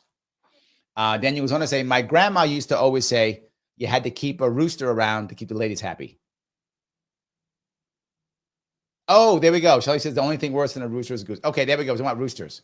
Okay, at Kim, you're a brave woman keeping a rooster than mean suckers. There we go. Okay, so there we go. I missed that one. Okay, I got it. Tom says he didn't read the whole question. I was talking about physical danger. Did I miss your question? I must have missed your question. Maybe I screwed it up, Tom. I'm sorry. There's a lot of stuff going on. If I screwed up, I apologize. I was trying to do it right. So we'll see. All right, let me grab a couple more here. You guys doing lots of back and forth. I appreciate that.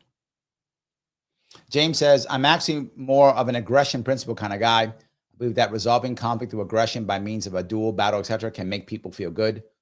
Only condition nobody dies. Well, look, the point is, I know that if any of you were in the military back in the 80s, the 80s is when they ended the idea of a smoker. For those of you know what a smoker was you could actually box in a boxing match with someone who would agree to it, and it wouldn't be a fight or an assault because people agreed. They ended that in the 80s. But prior to that, you could do that in the Marine Corps. Like, you and I got a problem, I'll see you in the ring at 7 o'clock. Well, 1800. It was 1800. Which is 1900. I see you in the ring in 1900. And you go, okay, that's the duel. And you'd have guys watch, you put the headgear on it, and you box it out. That's it. You box it out. And then when it was done, it was done. And no one got in trouble. That they don't do it anymore, but they used to do that in the 80s. They did it before the 80s, but it ended in the 80s. You just box it out. And that was it. Whatever happened, happened. Somebody got knocked down, somebody didn't. So yes, I threatened it. No one took me up on it. So yes, I threatened it. No one took me up on it. I was a corporal at the time. It's a true story. I was a corporal. And one of the PFCs was getting uppity. And he was getting mad and everything. And then he was like, "Hey, you think you're so cool?" So I said, "Okay, is that what you feel?" I said, I'll see you in the gym. 1800. Be there. What? I said, I'll see you in the gym. 1800. I'll be there. I'll see you there. I was there. He didn't show up. That was that. So yes, I did threaten him once. I was prepared. I was like, okay, you want to go there? We'll go there. He didn't bother me after that. We were good after that. We were tight. We were totally fine after that. We were totally fine after that. Totally fine. Actually, twice. Another guy too. We out in the field. I told him in the field, I said, when we get back, we'll take care of it. And he forgot about it when we got back. I did it twice. Once we were in the field, once we were in garrison. So, and then they ended it. And on my base, you couldn't do it anymore. So that was the end of that. So no more. So, all righty. Phil says, Larry did a good job of addressing Israel and Palestine. The whole spamming is ridiculous. I do it all the time. I do. Yes. Yeah, absolutely. Space Jason over on Rumble says, do you agree in 10 to 20 years, none of this will matter? All ships, planes, land fighters will be remote drones, robots. Yes, I think the idea of us making this new jet fighter is just for jobs and military industrial complex. Why are we making a new fighter that has a pilot in it? I don't know why there's pilots in anything anymore. I don't know why we're making tanks with pilots in it. I don't know why we're making... The only thing we should be building that has a person in it is a suit for infantry. We should literally be making Iron Man suits. I'm not joking. You should be making Iron Man suits. If we're not making, Starship Trooper from the book, not from that stupid movie, Starship Trooper armored suits from the Starship Trooper book series, right? Or Iron Man suits. We're not making that. Well, we're wasting our time. Just make drones. Flying drones, floating drones, land drones. Yes, I completely agree. It's dumb to make anything with a pilot anymore. There's no thing. I completely agree. I wouldn't. I'm with you, Space Jason. I think it's terrible to make it. And 20 years from now, they won't. The problem is they'll still be. It's not going to go away in 10 years. Too much money in making tanks. Too much money in making that. It's too much money in. But at one point, a smaller country or a desperate country is going to figure this out. Already, you see the Ukraine war. So many drones being used. So many drones being used. Right. And once that becomes the new way of making money, we'll just go to that. But I think that's probably 20 years. Because you see already, Volkswagen in Germany now is not going to start making tanks because the Germans want to now get their military back up and running. So Germany's making tanks. Why are you making tanks, Germany? I get it. You want to make the Panzer. Not the right answer. Don't make the Tiger 3. Don't do it. It's not the right answer. Make drones. But they're not, because they don't make cars. So they're going to make tanks. They're going to make the Tiger 3 or whatever they're going to make. Some of you will get that reference. They're going to make that, right? But it's stupid. They should be making drones. I don't know why they make anything else. I agree with you completely. It's a silly thing to make. It's a silly thing to make. Let me see if I have anybody on Instagram who is talking. Yes, Emmanuel says, much respect to what you said about some people wanting to pay high taxes. They are virtue signaling. Correct. It's a virtue signal. And you can if you want to, but just recognize it's a virtue signal. I virtue signal sometimes. The difference is I do it when I tell people I'm doing it. I don't fool myself and I think I'm doing something great. I'm not, right? I'm not. Yes. Michael says, oh, so offshoot of the Greens, the Emerald Party. I didn't know that. That's new for me. That's new. Yes. Ed Bid says, I didn't think we should have been in Korea or Vietnam. Why should we be in Taiwan? They're longer from USA. I agree. I'm with you. I think we should not support Taiwan at all. Why? Is my camera gone again? There we go. All right. I don't think we should do it at all. No reason whatsoever. Leave them alone. If anything, if at all possible, I don't know if we could, but if anything, let's negotiate a deal with them if they want it. All the Taiwanese do what they want. Leave them alone. Let them do what they want. Right? But Larry, what about the chips? That was our stupidity, letting the Taiwanese control the chips anyway. That was dumb. Now we're putting more of them here in America, which is better, and let's make the chips. It's much better. Yes, I completely agree. Yes. So Roy says, Trump doesn't want smaller government. He wants fewer people/agency investigating him and his friends. I don't know if you're wrong with that at all, but I go back to my earlier point, Roy. If that makes him more libertarian, if that's how it actually works in the long run, I'm unsure it will be. I think only time will tell. But then I'm okay with it. I'm okay with it.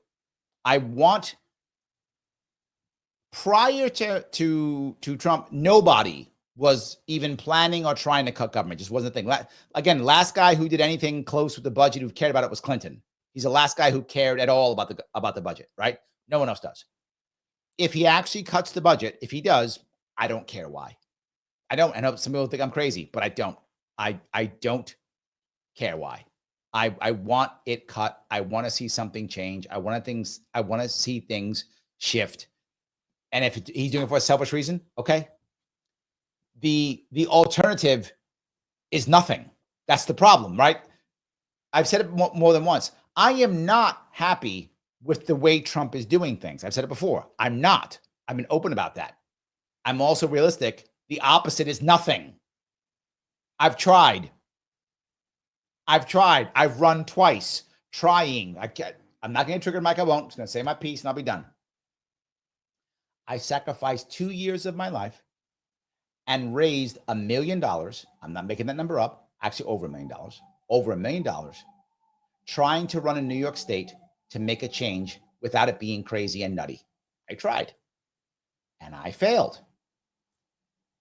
Someone can tell me, well, Larry, what are you going to do? When you can say, whoever this person, not you, Roy, but when someone says, well, Larry, what are you going to do? You do something. Did you raise $1 million? Did you try to run twice? Did you get your ass kicked in court in 2022? Did you do that? No? Well, then you don't have nothing to say to me then, do you? All I'm saying is, I want some change. I tried twice, not once, twice. And the system told me to go take a hike.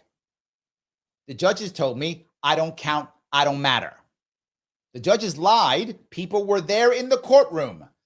Judges wouldn't even let me talk. Again, I have witnesses. People were there in the court. In fact, if you go to my Larry Sharpe YouTube page and you see that picture atop of it, that's the people who were in the courtroom when the judge made up a reason to not let me talk. Made it up. So I get you, Roy. I do. I don't care. If I get change, let him be selfish. Okay. Okay. Because it's that or nothing.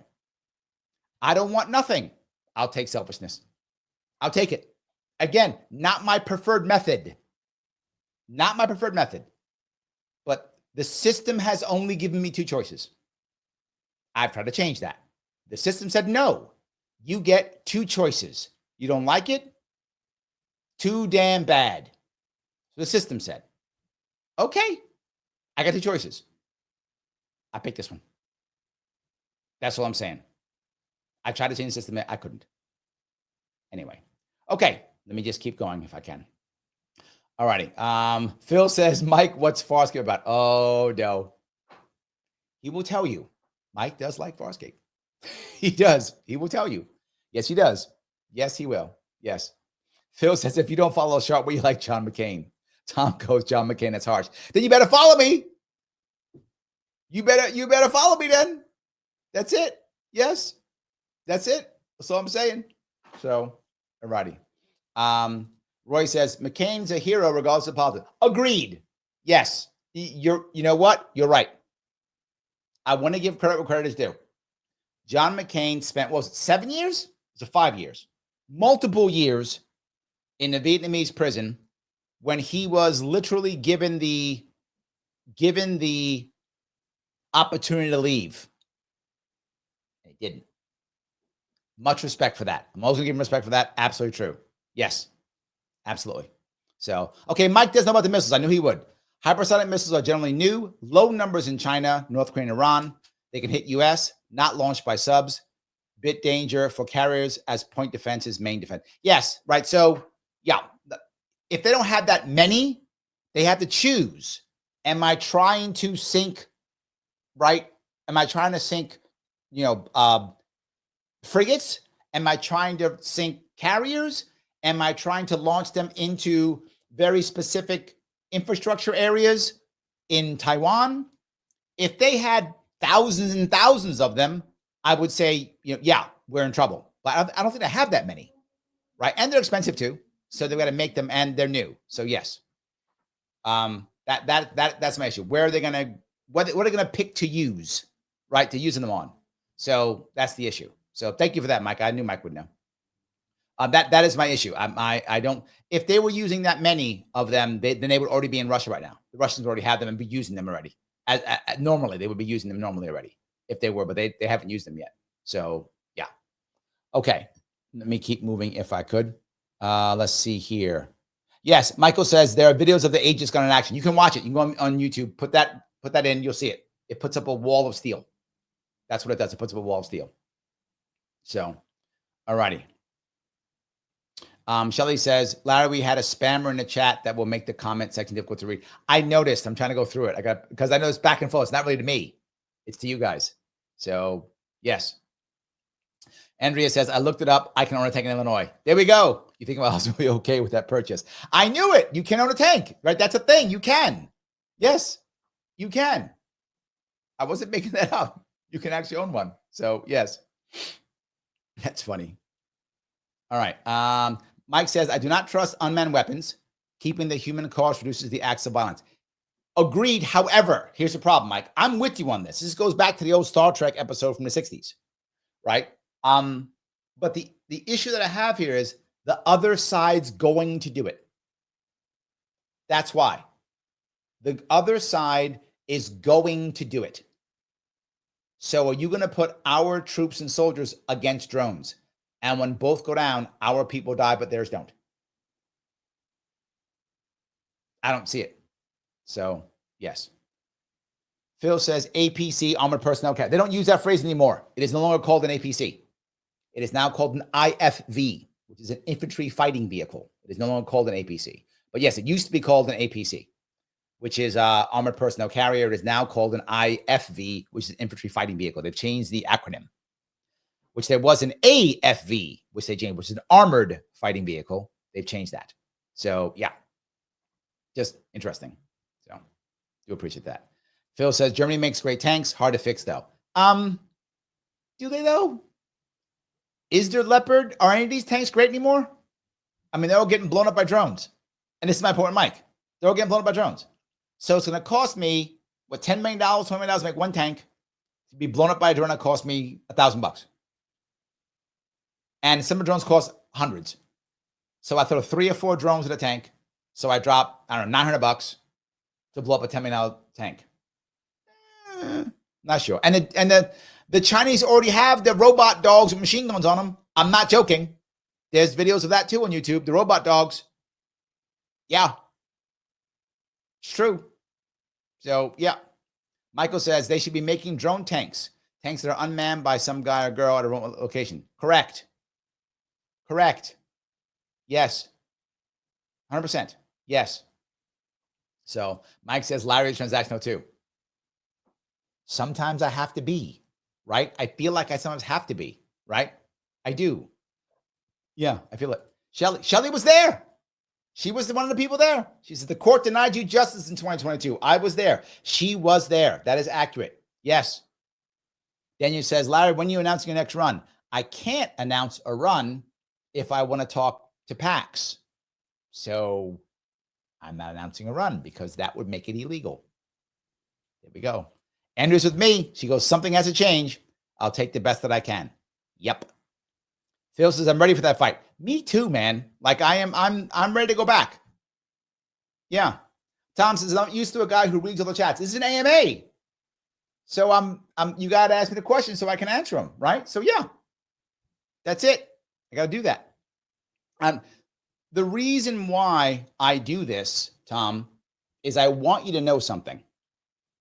I want you to know that when you're talking to me, you're actually talking to me. I do this live with no notes. So whatever I say, you are getting what I actually think. And if I don't know things, I tell you. I didn't know what the Emerald Party was. I didn't make it up and go, oh, I'm just going to make up the Emerald Party. I didn't know what it was. So I said so, right? If I don't know, I don't know. I will very often come back later and tell you what I think. I may put it in the chat, whatever the case may be. There are very few people who do this. So yes, absolutely. So in any case, Phil says IFV has more weapons usually too, right? It depends. The old school APCs would usually have some type of gun and then machine gun. Now the AFVs are like very often mini tanks. So yeah, a little bit, but it's basically like a 20 millimeter cannon, something like that. Generally speaking, IFVs are unable, unless they have a TOW on top, like an anti-tank weapon on top. Now they're called ATGMs, anti-tank guided missiles, ATGM, anti-tank guided missiles. If they have an ATGM on top, then they can take out a tank. Otherwise, they can't. They're really there. How they've been working in Ukraine and the Russian-Ukraine wars, the infantry fighting vehicles get filled with as many troops as they can. They rush out with as much speed as they possibly can towards the front. Then they get stopped. They get stopped by a drone strike. They get stopped by a mine. They get stopped by the tank, and they get somehow stopped, usually just immobilized with a hit someplace or a tread strike or something like that. Then the troops get out and fight. So they then get out and try to get cover and try to fight if they can. If they haven't gone far enough or there's no cover, they just retreat. They literally just run away. They just literally run away. And that's what they've been using it for. They've also been using, by the way, believe it or not, motorcycles. The new cavalry is motorcycles. And because some motorcycles are fast enough to outrun some drones. And also it's most drone pilots don't want to use a drone to take out one motorcycle guy because it's one drone for one guy. You could miss them. You might take 2 or 3 drones to get one guy. If they're going to use drones, we use them against larger targets, particularly if they don't have as many. Russians have much more drones. They're more open to do that. The Ukrainians don't have as many drones, so they don't do it as much. They would rather use their drones on taking out tanks versus taking out individual motorcycle riders. That's why that changes. So, yeah. But yes, they tend to have one type of gun, often a 20mm cannon or something like that, and then machine guns. So, but they usually move just to keep things moving forward. That's it. So, all righty. I hope that answers your question. So, all righty. Literally says, Larry came down to Florida for an event we had, no notes, off the cuff. That's how Larry rolls. He told like he knew our candidates for years. Oh, thank you for that. I appreciate that. Thank you so much for that. Guys, I'm going to ask you one more time if you could. Please click the button known as Lima India Kilo Echo. Please do so. It really makes the most sense. Please do so. Michael asked a question. Who rearms robot dogs with machine guns? They come back. They go out, fight, come back, reload. Go out, come back, reload. And again, you just have a system where they just walk in, get reloaded, go back out again. Walk in, get reloaded, go back out again. You wouldn't even have to have bodies. The problem is you'd have to protect the rearming station in some way, whether you'd have an Aegis system on top of that or something that would stop, would defend the system. Unless you had a system underground, maybe in a bunker. So you'd have a rearming station, whatever that is. That could also be done by robots. So you wouldn't require that. So anyway, I've yapped away. Peace Logic walks in. Member for 3 months. Thank you, my friend. Sam Harris is really upset with Elon. Friendship ended because politics ruins everything. What is Elon doing to upset all these people? Is the reaction justified? Do you like Elon? I do like Elon. I do. I think he is doing what he thinks is best, whether he's wrong or not. I think he does. I don't think he's trying to harm. I don't think that's his goal. I think he is self-righteous. I think he believes he is actually helping. I do think so. And I think Sam Harris absolutely has TDS and is super smart. Sam Harris is super smart. However, he is absolutely broken. Sam Harris is totally broken. His actual grasp on how things work in politics are utterly and totally wrong. He does not know how things should work because he thinks he's the smartest guy in the room. And he often is, but it doesn't mean that you're actually right on things, right? You can be the smartest guy in the room and still wind up being wrong because of your hubris. Sam Harris has so much hubris. So does Elon, though. I mean, he does also. So the friendship should not have ended that silly. So I hope I answered your question. So Super Weapons goes, Sam Harris is authoritarian. Yes, because he's the smartest guy in the room, Super Weapons, so he knows what's best for you. He believes that. I'm not being flippant when I say that. Sam Harris honestly believes he's so super smart and right that he knows what's better for you.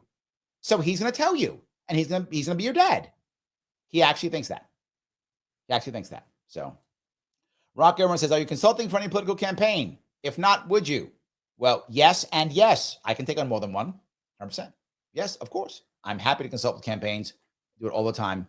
Absolutely, yes. Of course I would. So, yes, to answer your question. Also, I'm going to ask one more time, guys. Please share this and repost this if you would. Please repost it if you would. I do want this to go out more people, so please repost this. Also, of course, if you haven't subscribed and followed, please do so. I know I ask you often, but every little bit counts. I don't have that many likes. I don't know why you guys aren't liking. Click the button. I can look at the likes. There's that many. Click the like button, guys. What are you doing? Click that button. It does matter. Please click the likes. Not just that, though. After this is over, please, the algo right now, likes, comments after the live.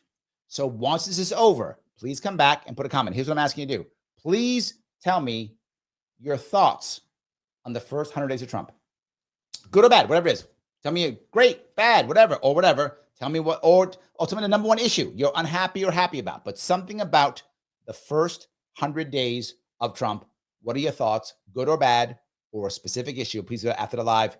And if you're watching this and it's not live, and you're watching the next day or whatever the case may be, and the video pops up afterwards, please watch one of those videos. It helps the algo also. I will see you all very soon.